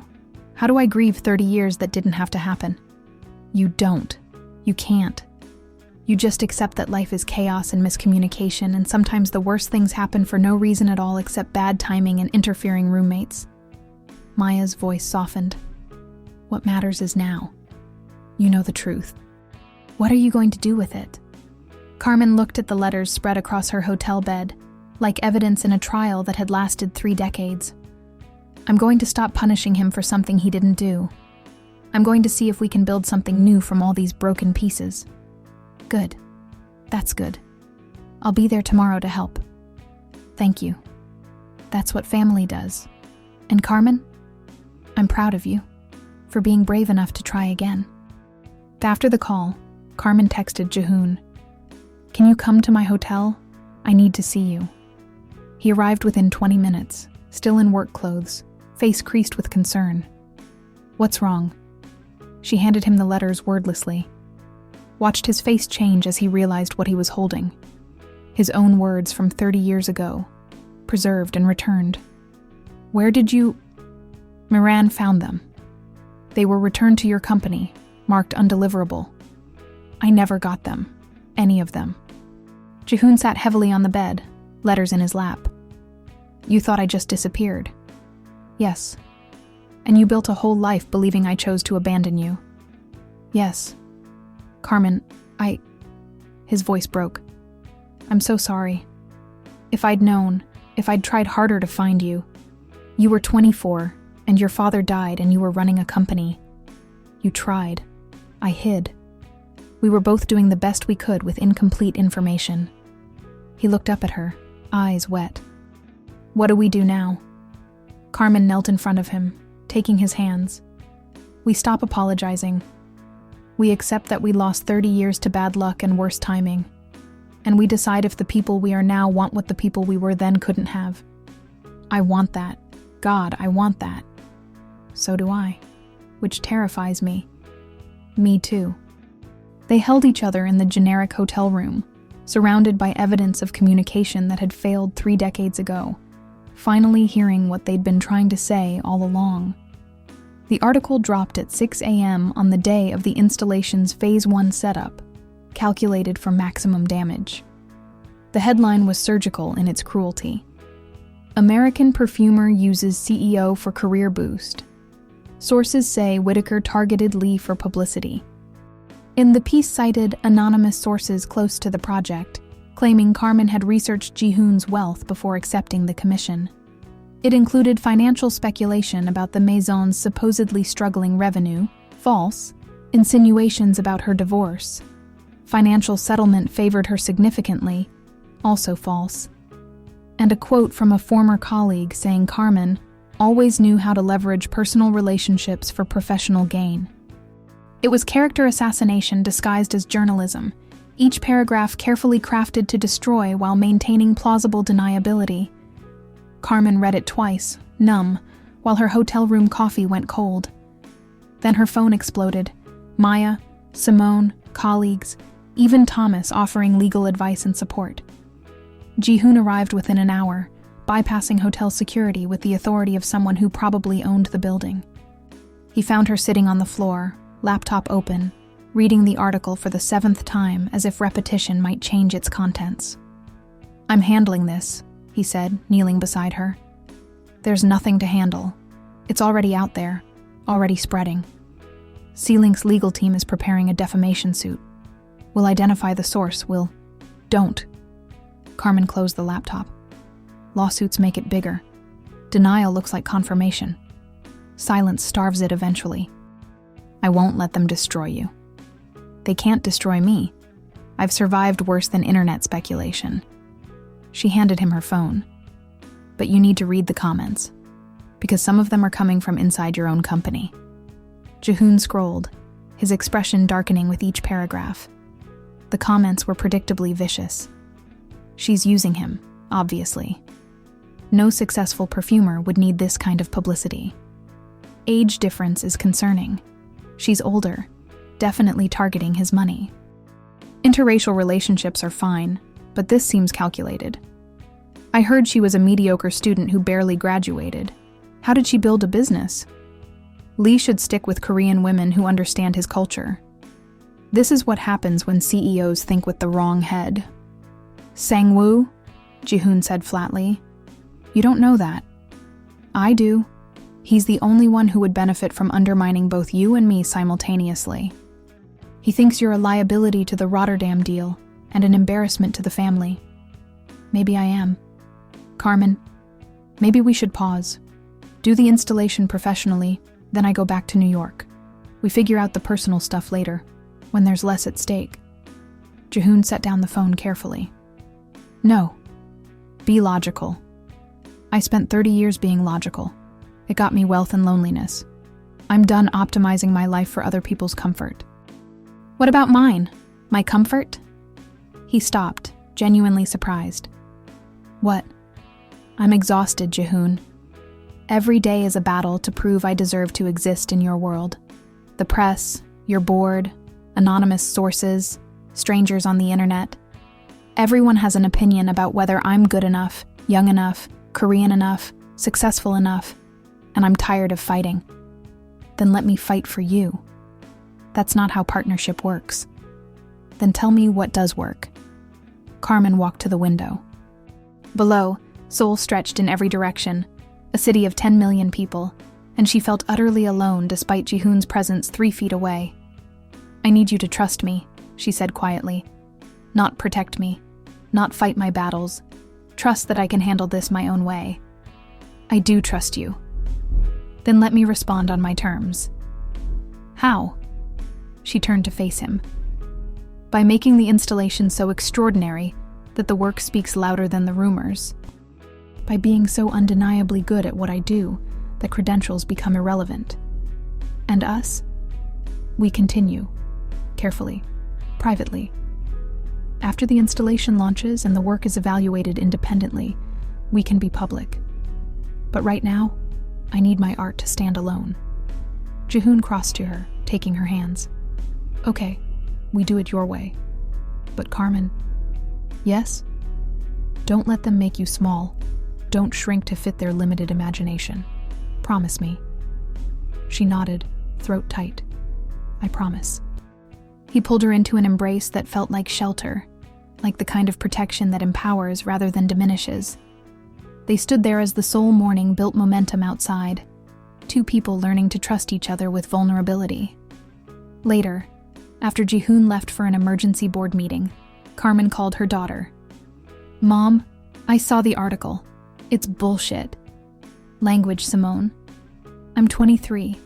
I'm allowed to say bullshit about garbage journalism. What are you going to do? I'm going to build the best installation of my career. And then I'm going to decide if loving someone is worth this kind of scrutiny. Is it? Carmen thought about Ji-hoon at 24, writing letters that never arrived. About Ji-hoon at 54, keeping a vial sealed for 3 decades. About the man who had looked at her in the rain and said, "You test whether it still works." I think it might be, she admitted. Then fight for it. You taught me that. Don't let anyone tell you what you're allowed to want. After the call, Carmen opened her field notebooks and began sketching seriously. The installation would have 4 zones now, not 3. Departure. Morning sense, coffee, diesel, hope. Voyage. Salt, ozone, distance, endurance. Arrival. Spices, flowers, reunion, relief. What remains? The hidden room, Terminal 4 reformulated, memory transformed. She worked for 8 hours straight, mapping atomizer placement, calculating airflow, designing the lighting sequences that would guide visitors through the emotional architecture of scent. Maya arrived at 3 p.m. as promised, took one look at Carmen surrounded by notebooks and sample vials, and ordered food. Eat first, genius later. I need to finish. You need protein and sleep. In that order. Then you can revolutionize olfactory installation design. They ate Korean fried chicken on the hotel room floor, and Carmen told her everything. The letters, the article, Ji-hoon's willingness to fight, her decision to prove herself through work. You're doing the right thing, Maya said. Let the art speak. That's always been your superpower. What if it's not good enough? Then it's not, but it will be. Because you're brilliant, and you're angry, and angry artists make the best work. Carmen smiled despite her exhaustion. When did you get so wise? I've always been this wise. You just usually ignore me. They worked together through the evening, Maya handling logistics while Carmen finalized the installation design. By midnight, they had a plan. By 2 a.m., they had contracted suppliers. By 4 a.m., Carmen finally slept, dreaming of scent made visible, of air that told stories, of love that survived everything except time itself. That evening, against Moran's advice and common sense, Ji-hoon showed up at Carmen's hotel with the original Terminal 4 vial. "We opened it once," he said. "In my office. But we didn't finish the conversation." Carmen let him in. Maya had gone to her own room an hour earlier, leaving Carmen alone with sample vials and uncertainty. "What conversation?" Carmen asked. "The one about what this actually is." He set the vial on the table between them. 30 years. 4 letters I sent. 4 you never received. A formula we made together that neither of us could recreate alone. Carmen, do you believe in fate? I believe in chemistry. Cause and effect. Then explain this. You recreate Terminal 4 by accident. 5 days later, you receive an invitation with my name on it. We open the vial together, and it's transformed. Better than the original. How is that not the universe insisting? Carmen picked up the vial. The liquid inside had darkened slightly. Oxidation making the bergamot richer, the cedar deeper. Or it's coincidence. Moran researched perfumers, found my name, connected the dots. You kept the vial because you're sentimental. I recreated it because muscle memory is powerful. It doesn't have to mean destiny. Do you believe that? I'm trying to. Why? Because destiny means I've wasted 30 years. It means I married the wrong person, built a life in the wrong city, became someone I'm not supposed to be. And I can't accept that my daughter, my work, my entire existence has been a detour. Ji-hoon's voice was gentle. What if it wasn't a detour? What if it was preparation? You needed to become who you are now to meet me as I am now. We were children then, passionate, desperate, certain we knew everything. We're architects now. We know how to build things that last. Carmen set down the vial. Thomas was a good husband. I loved him. Past tense. We grew apart. It happens. Why? She looked at him directly. Because he wasn't you. And that wasn't fair to him, to me, or to Simone. She deserved parents who chose each other every day, not a mother who was settling. The admission hung between them like the scent from the vial. Impossible to take back, changing the composition of the air itself. I tried, Carmen whispered. For 18 years, I tried to love him the way I loved you. And he knew. He never said it directly, but he knew. That's why the divorce was mutual. We were both relieved. Does Simone know about me? Really know? She knows there was someone before her father. Someone I didn't talk about. Someone who left a hole I tried to fill with other things. When she saw the photo of us at the port, she texted. So that's him. The one you dream about. You dream about me? Apparently, I talk in my sleep. Thomas mentioned it a few times. Said I called out your name sometimes. Usually around October. Ji-hoon stepped closer. What happens in October? Your birthday. October 17th. I never forgot. His eyes widened. You remembered. I remembered everything. The way you organized your lab notes by color. How you drank coffee with too much sugar. The scar on your eyebrow from a childhood accident. The way you said my name, with that slight pause before the men like you were savoring it. Carmen, she continued, words coming faster now, decades of silence breaking. I remembered that you wanted to work in marine biology before your father insisted on business. That your favorite food was your mother's jjigae, but you'd never tell her because she already had too much power over you. That you were terrified of disappointing your family, but more terrified of becoming someone you didn't recognize. Stop. Why? Because if you keep going, I'm going to kiss you. And we agreed to keep things professional until after the installation. We did agree to that. It was a sensible decision. Very mature. They stared at each other. Screw sensible, Carmen said. She kissed him then. Not the desperate kiss of 22-year-olds in a chemistry lab. Not the reunion kiss in the rain. But something new. The deliberate kiss of adults who understood that some chances don't come twice. That time is precious and finite. That vulnerability is the only real courage. His hands found her waist, pulling her closer. Her fingers threaded through his hair, grayer now, softer, real. This wasn't memory. This was present tense, actual, undeniable. When they finally broke apart, both breathing hard, Carmen's careful emotional architecture lay in ruins around them. I never stopped, she admitted. 30 years, marriage, divorce, building a business, raising a daughter. I never stopped loving you. Neither did I. I dated. I tried. But none of them were you. And it seemed cruel to marry someone while wishing they were someone else. They moved to the couch, Carmen curling into his side, his arm around her shoulders. Outside, Soul glittered, indifferent to human drama. This is terrifying, she said. I know. We could fail spectacularly. Messy divorce-level failure. We could, or we could build something extraordinary. You're unreasonably optimistic. I'm reasonably hopeful. There's a difference. Carmen tilted her head to look up at him. What do you see? When you imagine us 5 years from now?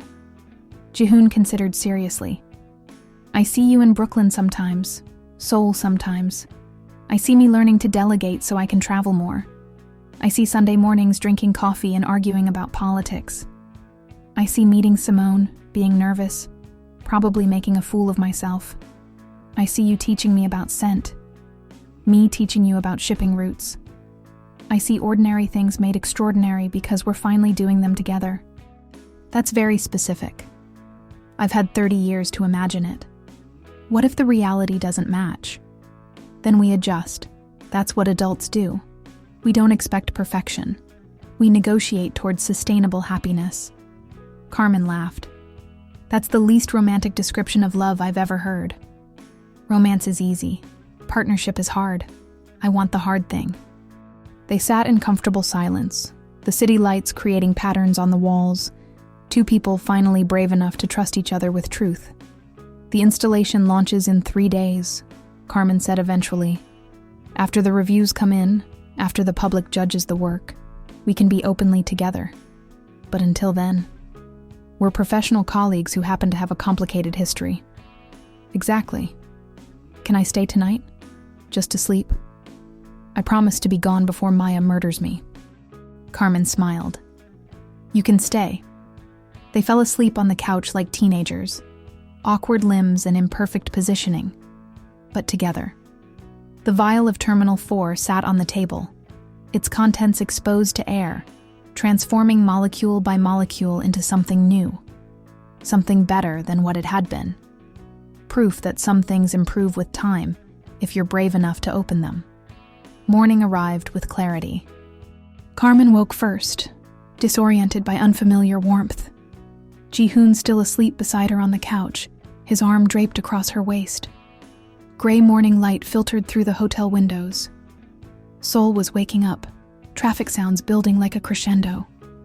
She studied his face, allowing herself this private moment. The lines around his eyes were deeper than she remembered. The gray in his hair caught the light like silver thread. He looked his age, 54, not 24, and she found she preferred it. This version of him came with history, with earned wisdom, with scars that proved survival. His eyes opened slowly, caught her watching. Morning, he said, voice rough with sleep. Morning. Coffee? Always. They moved carefully around each other in the small hotel kitchenette, brewing coffee with the efficiency of people learning each other's rhythms. Carmen took hers black. Jihoon added cream, no sugar. Apparently his taste had matured over 30 years. They sat across from each other at the small table, the morning creating a pocket of intimacy, separate from the public world waiting outside. Ground rules, Carmen said, pulling a notebook toward her. The same notebook that contained her installation sketches, now repurposed for relationship logistics. First, the installation is mine. Full creative control. You're the client, not the collaborator. Agreed. Second, we tell no one about this until after the launch. Not Maya, not Moran, not your brother. The work has to stand independently. Moran already knows, Jihoon pointed out. Then we swear her to absolute silence. This can't look like a vanity project for your girlfriend. It has to be evaluated on merit alone. Jihoon nodded, taking a slow sip of coffee. Third rule, we're honest. About fears, doubts, all of it. No more 30-year disappearances. Fourth, I meet your mother, properly. Not at some formal event where she can pretend I don't exist or evaluate me like a business acquisition. He winced. She's traditional and formidable. I'm 52 years old, Black, American, divorced with a child and running my own business. I know exactly what traditional means in this context. We do it anyway. Agreed. Fifth rule, you let me visit Brooklyn, meet Maya properly, see your studio, your world, where you actually live instead of hotel rooms. Deal. Sixth, Carmen paused, choosing words carefully. We're allowed to fail. If this doesn't work, if the distance is too much or the cultural difference is too complicated, or we're just too different now, we're allowed to acknowledge that without guilt. Jihoon's expression shifted, something vulnerable crossing his face. I don't want to plan for failure. I'm not planning for it. I'm making space for it. There's a difference. We're not 22 anymore. We can't run on passion alone. We need structure. Structure, he repeated, half amused. You want to architect our relationship. I'm a perfumer and you're a logistics CEO. Structure is what we both understand. He reached across the table, taking her hand. Okay, structure. But also this. He squeezed her fingers. The unplannable parts. The moments that don't fit in notebooks. Those too, she agreed softly. They shook hands formally, then laughed at the absurdity of it, negotiating love like a business merger, drawing boundaries like blueprints. We're so old, Carmen said. We're so smart, Jihoon corrected. Young love is brave but stupid. Old love is terrified but wise. A knock interrupted. Maya's distinctive 3-rap pattern. That's my cue to leave, Jihoon said, standing quickly. Fire escape or front door? I'm 54 and a CEO. I'll use the front door and face Maya's judgment like an adult. Carmen opened the door. Maya stood there holding 2 coffees and a bag of pastries, taking in Jihoon's presence with one comprehensive glance. Good morning, Maya said sweetly. I'm Maya Torres, Carmen's business partner and emotional bodyguard. You must be the billionaire who broke her heart 30 years ago. Maya, Carmen warned. It's fine, Jihoon said, stepping forward with his hand extended. Lee Jihoon. And yes, I am. I'd apologize, but I suspect you want more than words. Maya studied him for a long moment, then shook his hand firmly. I want you to be worth the risk she's taking. Can you promise that? No, but I can promise to try every day. Good answer. Maya handed Carmen one of the coffees. You have a meeting with the installation crew in 90 minutes. Shower, eat, then we go make art that silences critics. After Jihoon left, Maya rounded on Carmen.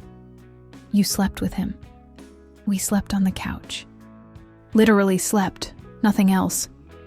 Even worse, that's relationship-level behavior. I know. Are you sure about this? The timing is terrible. Installation in 3 days, press watching your every move, his board questioning his judgment. Carmen sat on the bed, suddenly exhausted despite the coffee. No, I'm not sure, but I'm doing it anyway. Maya's expression softened. Okay then. Let's make your installation so extraordinary that nobody can question why he chose you. They spent the morning finalizing details. The warehouse space in Busan had been transformed according to Carmen's specifications. Walls painted in gradients from dark to light, atomizers installed at precisely calculated intervals, lighting rigged to shift through the emotional spectrum of the olfactory journey. The installation would open in 3 zones plus 1 hidden space. Zone 1. Departure. The scent of morning at a port. Coffee, Arabica, slightly burnt.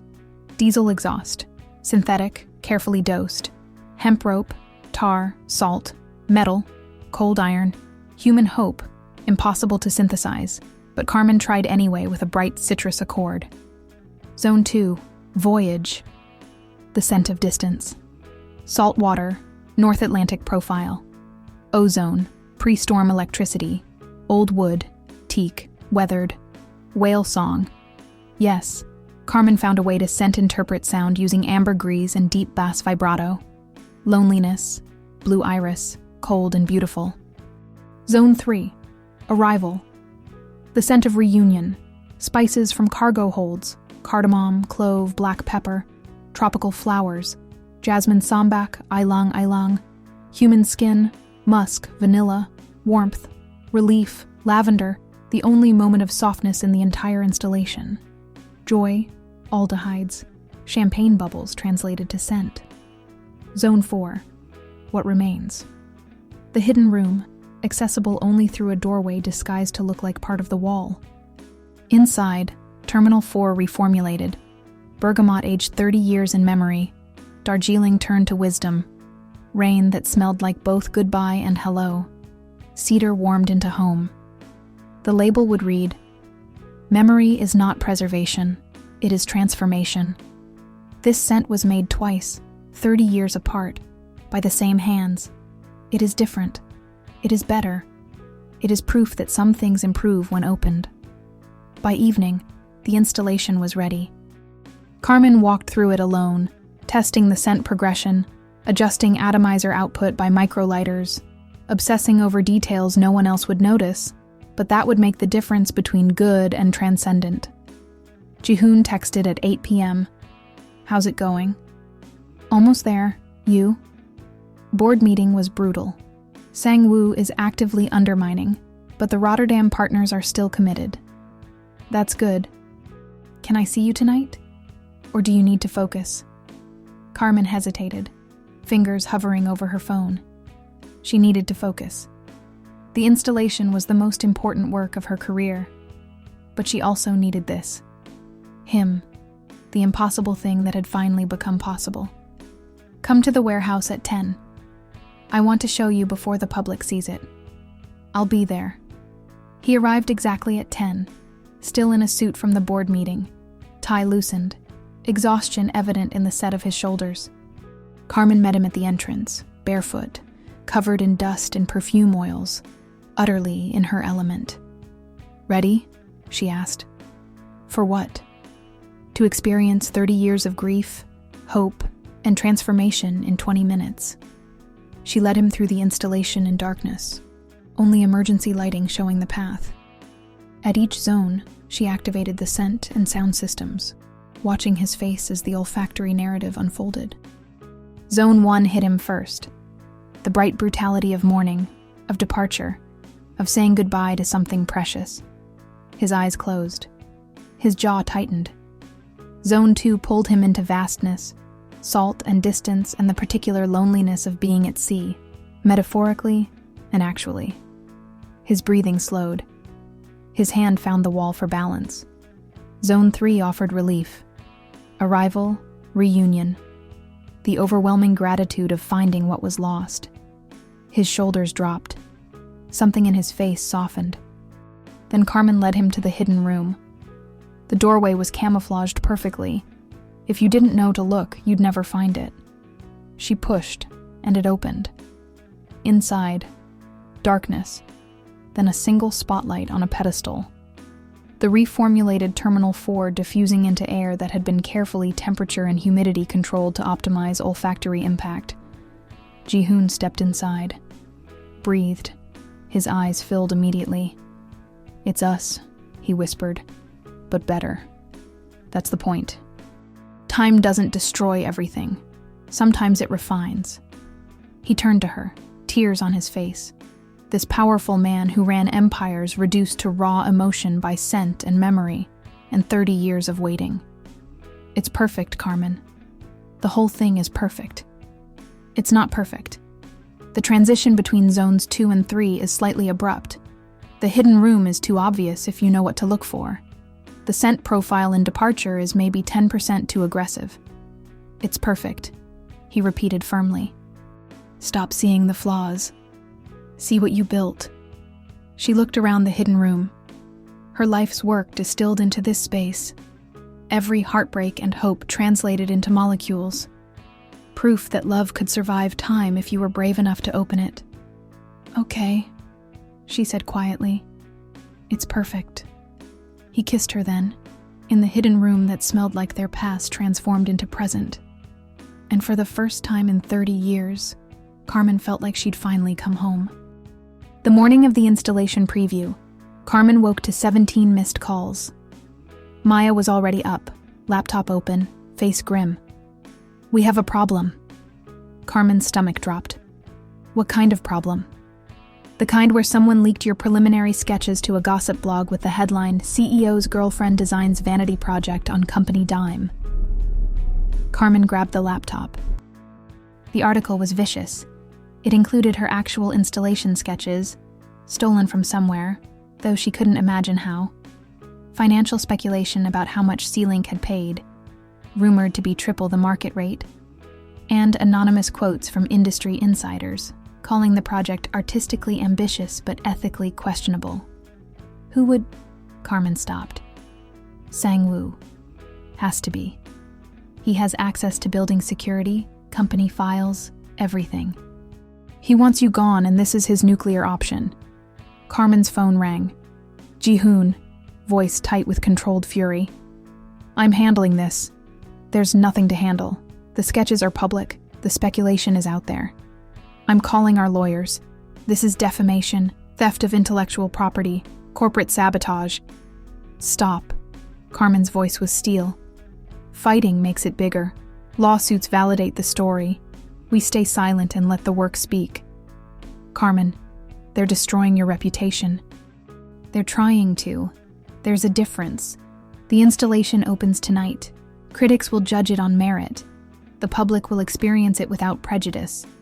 And then we'll know if the work is strong enough to survive the scandal. And if it's not, then I was never good enough to begin with.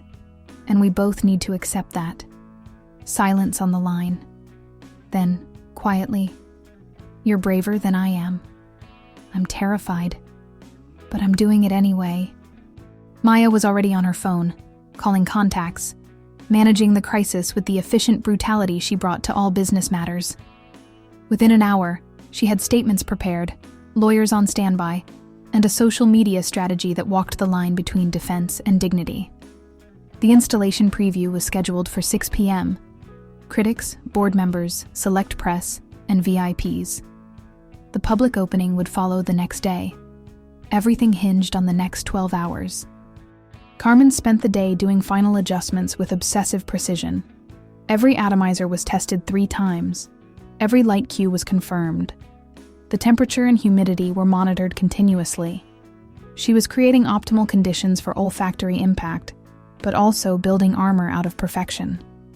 At 4 p.m., Miran arrived at the warehouse, unannounced. Ms. Whitaker, may I speak with you privately? They walked to a quiet corner. Miran's expression was unreadable. I know the leak came from inside C-Link, Miran said without preamble.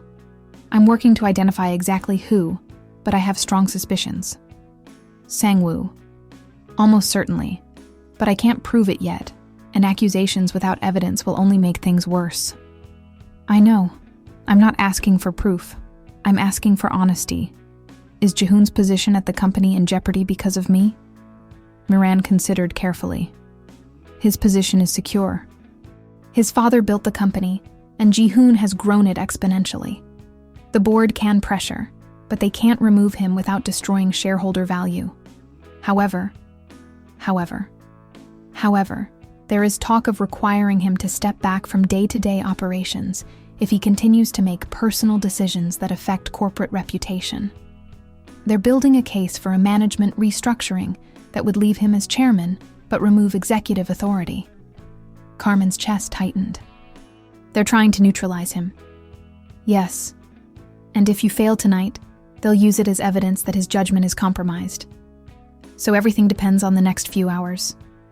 Everything, Moran confirmed. But Ms. Whitaker, Carmen, I've seen your work. I've experienced the installation and testing. It's extraordinary. Trust that. What if extraordinary isn't enough? Then we were wrong about everything, and the world is a darker place than I thought. But I don't believe that. At 5:30 p.m., Carmen changed into her opening night outfit, a simple black dress, elegant but not trying too hard, her natural hair in a low bun, minimal jewelry. She looked like herself, serious, professional, black, beautiful, refusing to apologize for any of it. Maya found her backstage. You ready? No. Good. That means it matters. The doors opened at 6 p.m. sharp. The guests entered slowly, uncertain what to expect. Carmen watched from the shadows as the first group experienced Zone 1, departure. A critic from Art Forum inhaled, closed her eyes, made notes.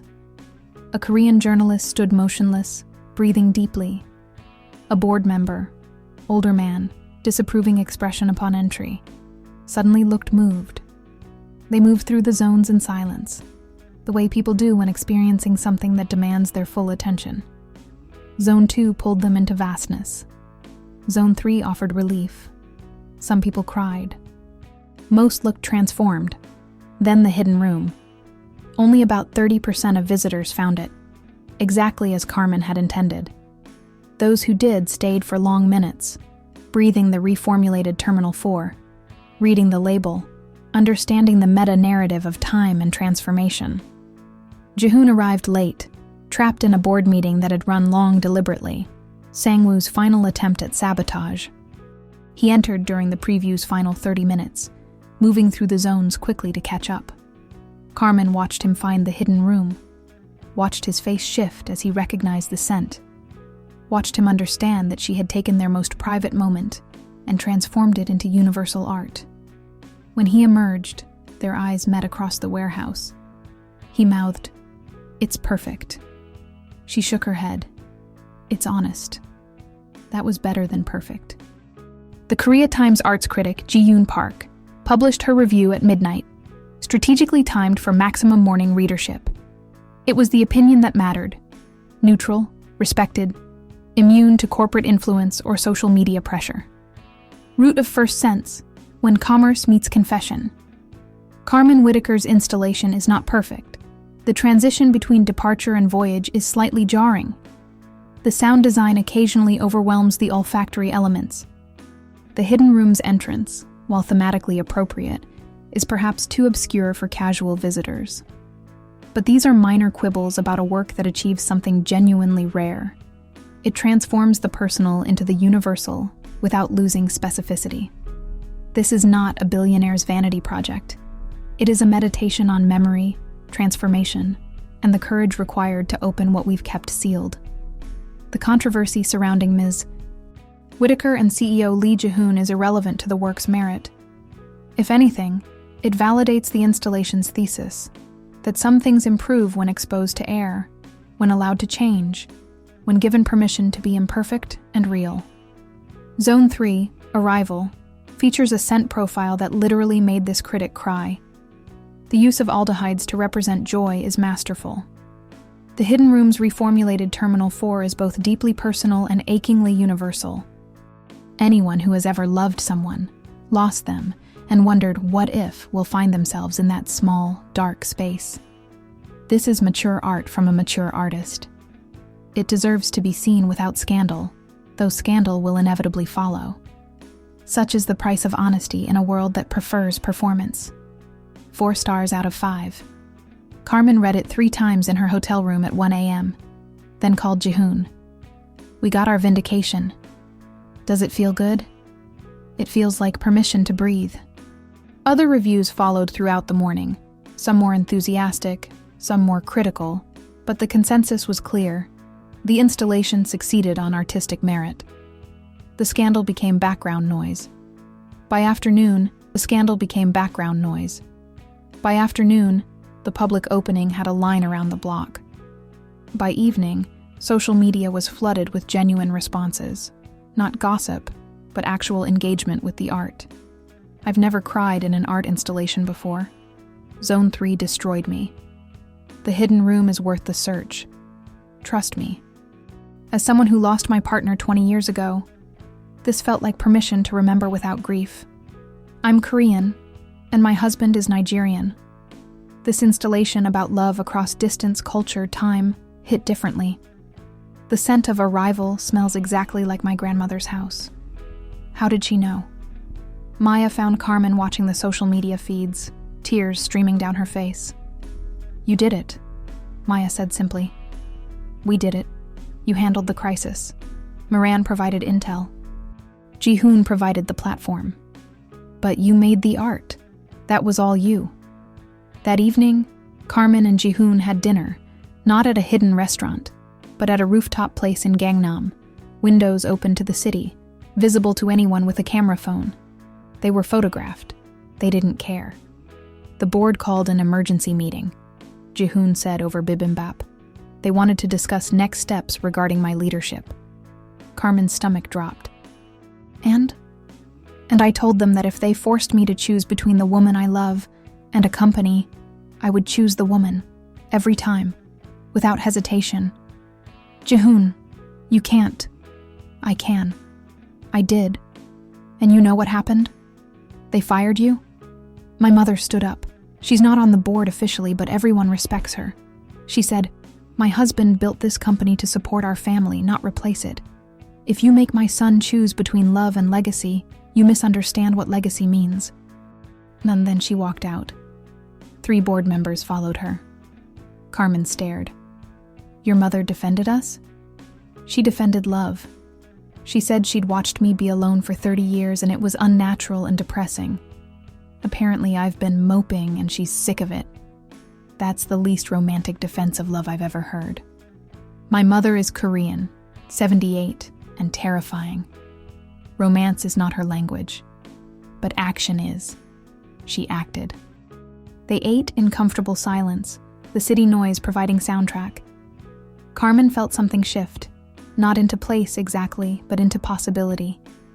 This might actually work. Against odds, against gossip, against geography, this might actually work. Her phone buzzed. A message from Simone. Mom, I saw the reviews. I'm so proud of you. Also, when do I meet him? I need to evaluate if he's good enough for you. Carmen showed Ji-hoon the message. He paled slightly. She wants to meet me. Terrified? Absolutely. When? Thanksgiving. She'll be home from Yale. You can fly to New York. We'll have dinner. You, me, Simone, probably Thomas because we co-parent well. Maybe Maya because she won't want to miss this. That's a lot of people evaluating me. Welcome to dating a woman with a real life. It comes with complications. I'll take the complications, Ji-hoon said. All of them. 2 weeks after the installation launch, Carmen returned to Brooklyn. Not fleeing, returning. There was a difference that mattered. Simone met her at JFK, and they stood in Terminal 4, the exact spot where Ji-hoon had boarded a plane 30 years earlier, where their story had paused for 3 decades. This is surreal, Simone said, looking around the renovated terminal. You're standing where your whole love story started and ended, and is now starting again. Circles, not lines, Carmen agreed. So what now? Long distance? You move to Seoul? He moves here? You buy a private jet and pretend geography doesn't exist? We figure it out month by month. He's opening a C-Link office in New York. Says it makes business sense, but really it's for me. I'm opening a satellite studio in Seoul. Say it makes business sense, but really it's for him. We'll split time. That's terrifyingly adult and practical. Carmen hugged her daughter. I'm 52. It's about time. Back at the Brooklyn studio, Maya had champagne waiting along with a folder of new contract offers. You're officially in demand. Singapore wants an installation. Dubai is interested. A gallery in Paris wants to commission original fragrances. Your prices just tripled. Because of the art or the scandal? Does it matter? You're getting paid either way. Though I suspect it's the art. The critics were unanimous. You're the real deal. They drank champagne and reviewed contracts, but Carmen's mind was already moving forward. She opened her formulation journal to a blank page and wrote, "Return, not arrival. A fragrance in progress." This would be her next project. A perfume that captured what she'd learned. That coming home isn't about arriving somewhere new. It's about returning to something essential you'd lost along the way. Base notes: white cedar, but warmed with vanilla, grounded with vetiver. The smell of home, mature and complex. Middle notes: bergamot, but aged, honeyed, softened by time. The smell of memory refined rather than faded. Top notes: rain on warm skin, not cold pavement. Rain that means reunion, not goodbye. The smell of tears that are relief rather than grief. It would take months to perfect. Jihoon was flying to New York in 2 weeks. They would test it together, adjusting the formula based on how it smelled on both their skins, creating something that belonged to both of them. Carmen worked through the evening, testing combinations, making notes, occasionally stopping to look out the window at the harbor where container ships moved patient and huge, carrying cargo across impossible distances. Her phone rang. Jihoon, calling from Seoul where it was already morning. "I'm looking at shipping routes," he said without preamble. "New York to Seoul is 16 hours direct. I can do that twice a month without dying. You? I can do twice a month, maybe 3 times if the coffee is strong enough. We're really doing this. We're really doing this. Against all logic and geography and common sense, we're doing this. I love you," Jihoon said. "I should have said it earlier, but I'm saying it now. I love you. Present tense, active voice, no conditions." Carmen's throat tightened. "I love you too. Same terms. No conditions." After the call, she sat in the studio that had been her refuge for 15 years, holding a vial of incomplete formula, and felt something she hadn't felt in 3 decades. Certainty. Not about outcomes. Those were still uncertain, but about choice. She was choosing this. Consciously, deliberately, with full awareness of cost and complication. That was better than certainty. That was agency. Thanksgiving arrived with unseasonable warmth and Carmen's intense nervousness. Jihoon flew in 2 days early, jet-lagged and anxious, checking into a hotel in Manhattan, but spending most of his time at Carmen's Brooklyn apartment. "She's 23, Carmen reminded him. "She's smart, skeptical, and protective. Don't try to impress her, just be honest. What if she hates me? Then we deal with it, but she won't hate you. She might test you, though." Simone arrived Thanksgiving morning with her boyfriend Marcus, a surprise addition that Carmen suspected was deliberate, giving Simone backup and making the dinner less about scrutinizing Jihoon. Thomas arrived next, bringing wine and his new wife Patricia, both of them warm and curious. Maya came with her girlfriend Nina, ready to provide commentary. It was a full table, 8 people navigating complex relationship dynamics over turkey and stuffing. Jihoon handled it remarkably well. He complimented Thomas on his medieval literature work. Carmen had briefed him. He asked Simone intelligent questions about her architecture studies without being patronizing. He won Marcus over by discussing soccer. He charmed Patricia by remembering she taught art history and asking genuine questions about her research. But Simone waited until dessert to strike. "So, Mr. Lee?" "Jihoon, please." "Jihoon, my mom spent 30 years thinking you abandoned her. You broke her heart so badly she married someone else to try to forget you. No offense, Dad." "None taken," Thomas said calmly. "It's true. Why should we trust that you won't do it again?" The table went silent. Carmen's hand tightened around her fork. Jihoon met Simone's eyes directly. "You shouldn't trust me. Trust takes time to build, and I haven't earned it yet. All I can offer is my intention, which is to show up, consistently, for as long as your mother will let me. I can't promise I won't make mistakes. I can promise I won't disappear without fighting first. That's a lawyer answer. It's an honest answer. I'm 54. I've learned that promises are only as good as the person making them, and I'm still proving who I am to your mother, and to you. Simone studied him for a long moment. Then, unexpectedly, she smiled. Okay, that's fair. But if you hurt her again, I know people. Architecture students have access to power tools and questionable morals.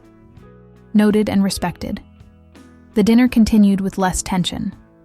By the time pie was served, people were laughing.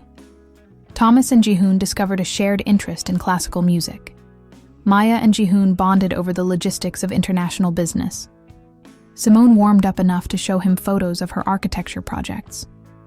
Later, after everyone had left, Carmen and Jihoon stood on her apartment balcony overlooking the East River.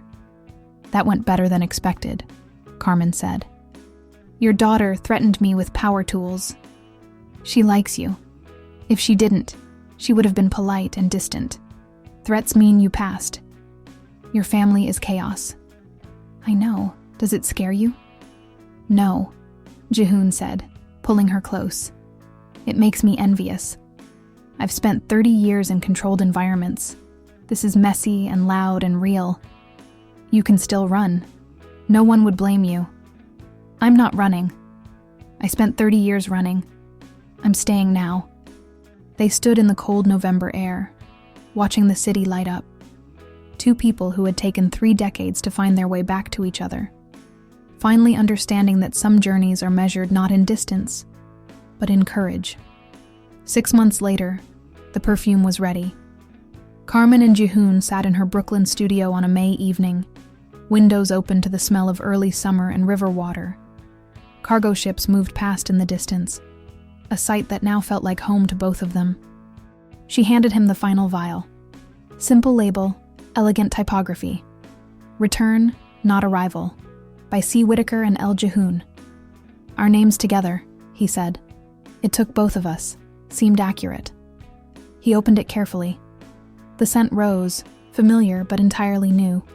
Cedar and bergamot and rain, but transformed into something that smelled less like memory and more like present tense. Like Sunday mornings and shared coffee. Like belonging. It's perfect, he whispered. It's honest. Same thing. They sat in comfortable silence, breathing it in, letting the scent tell the story their voices couldn't quite capture. About time and transformation, about how some things don't die. They just wait for the right conditions to bloom again. I'm thinking, Jihoon said slowly, of making the New York office permanent, spending 8 months here, 4 in Seoul. The board has accepted it, grudgingly, but accepted.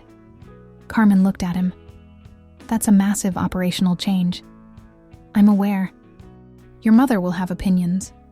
She already does. She said, and I quote, "About time you chose happiness over duty. Your father would approve." She said that? In Korean, which somehow makes it more profound. But yes. What about Sang-woo? He's taken over day-to-day operations in Seoul. Turns out he's actually brilliant when he's not competing with me. This arrangement works better for everyone. Carmen set down the vial carefully. I'm opening the Seoul studio permanently too. Maya will run Brooklyn most of the time. I'll split 50-50. 6 months here, 6 months there. That's terrifying. Completely. But I think we need to be terrified together in the same location. Jihoon laughed, the sound warm and unguarded. Pragmatic as always. Someone has to be. You're unreasonably optimistic. And you're unreasonably careful. We balance. A knock interrupted, Simone's pattern followed by her voice. Mom, I'm coming in. If you're doing anything gross, you have 5 seconds to stop. She entered carrying takeout bags, Marcus behind her with beer. We brought dinner. Hope you don't mind. We were just testing the final formula, Carmen said. Simone crossed to the workbench, picked up the vial, inhaled. Her expression shifted. Surprise, then understanding. It smells like home, but not a place. More like a feeling. That's exactly right, Jihoon said quietly. They ate takeout on the studio floor. Carmen, Jihoon, Simone, Marcus, surrounded by sample vials and formulation notebooks, and the smell of return, not arrival, permeating the air. It felt like family, the chosen kind that you build rather than inherit. Later, after Simone and Marcus left, Carmen and Jihoon remained on the couch, exhausted and content. "Do you regret it?" Carmen asked the question that had been circling for months. "The 30 years we lost?" Jihoon was quiet for a long time, considering seriously. "I regret the pain. I regret the miscommunication. I regret that you thought I abandoned you. But the time itself?" He paused. "I don't know if we would have survived as the people we were then. We were so young, so certain, so unfinished. And now? Now we're old and uncertain, and as finished as humans get, which makes us perfect for each other." Carmen smiled, despite the tears gathering. "That's the least romantic thing you've ever said. Romance is easy. This is true." They fell asleep on the studio couch as the city darkened outside, the smell of cedar and bergamot and rain wrapping around them like a promise kept. Proof that some things don't fade with time. They just transform into something better than what they were, if you're brave enough to open them. Dindani. Epilogue. 1 year after the Busan installation launch, Root of First Sense had traveled to Singapore, Rotterdam, and finally New York. Installed in a converted warehouse in Red Hook, with floor-to-ceiling windows overlooking the harbor where container ships moved like patient giants. Carmen and Jihoon attended each opening together, no longer hiding, no longer apologizing. The press coverage had shifted from scandal to fascination to, eventually, acceptance. They were no longer CEO and gold digger. They were partners building something rare and real. Simone graduated summa cum laude and took a position with a Seoul architecture firm. "Figured I should learn the language," she told her mother. "Family reasons." The Whitaker and Torres Maison expanded, opening the Seoul satellite studio with Moran as operations manager, a career pivot that surprised everyone except Maya, who had predicted it months earlier.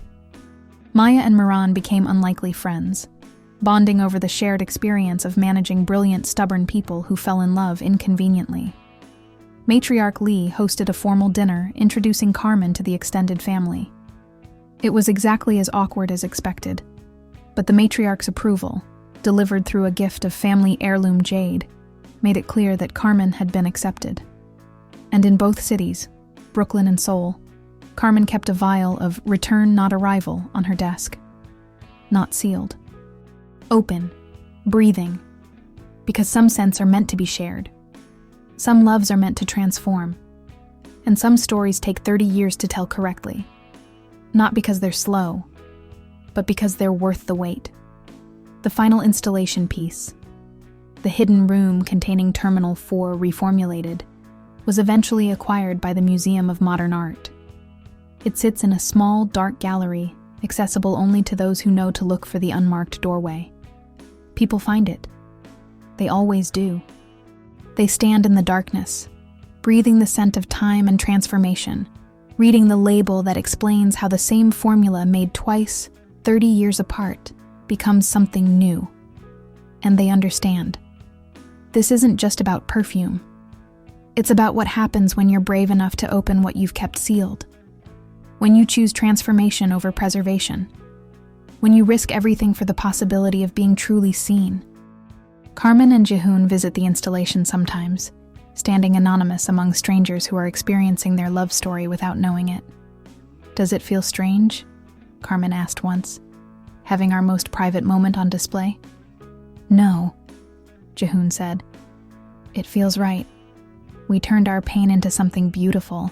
That's not exposure, that's alchemy." They left the museum hand in hand, walking into the New York evening. Two people who had spent 30 years learning that the best journeys aren't about arriving somewhere new. They're about returning to something essential you'd lost along the way.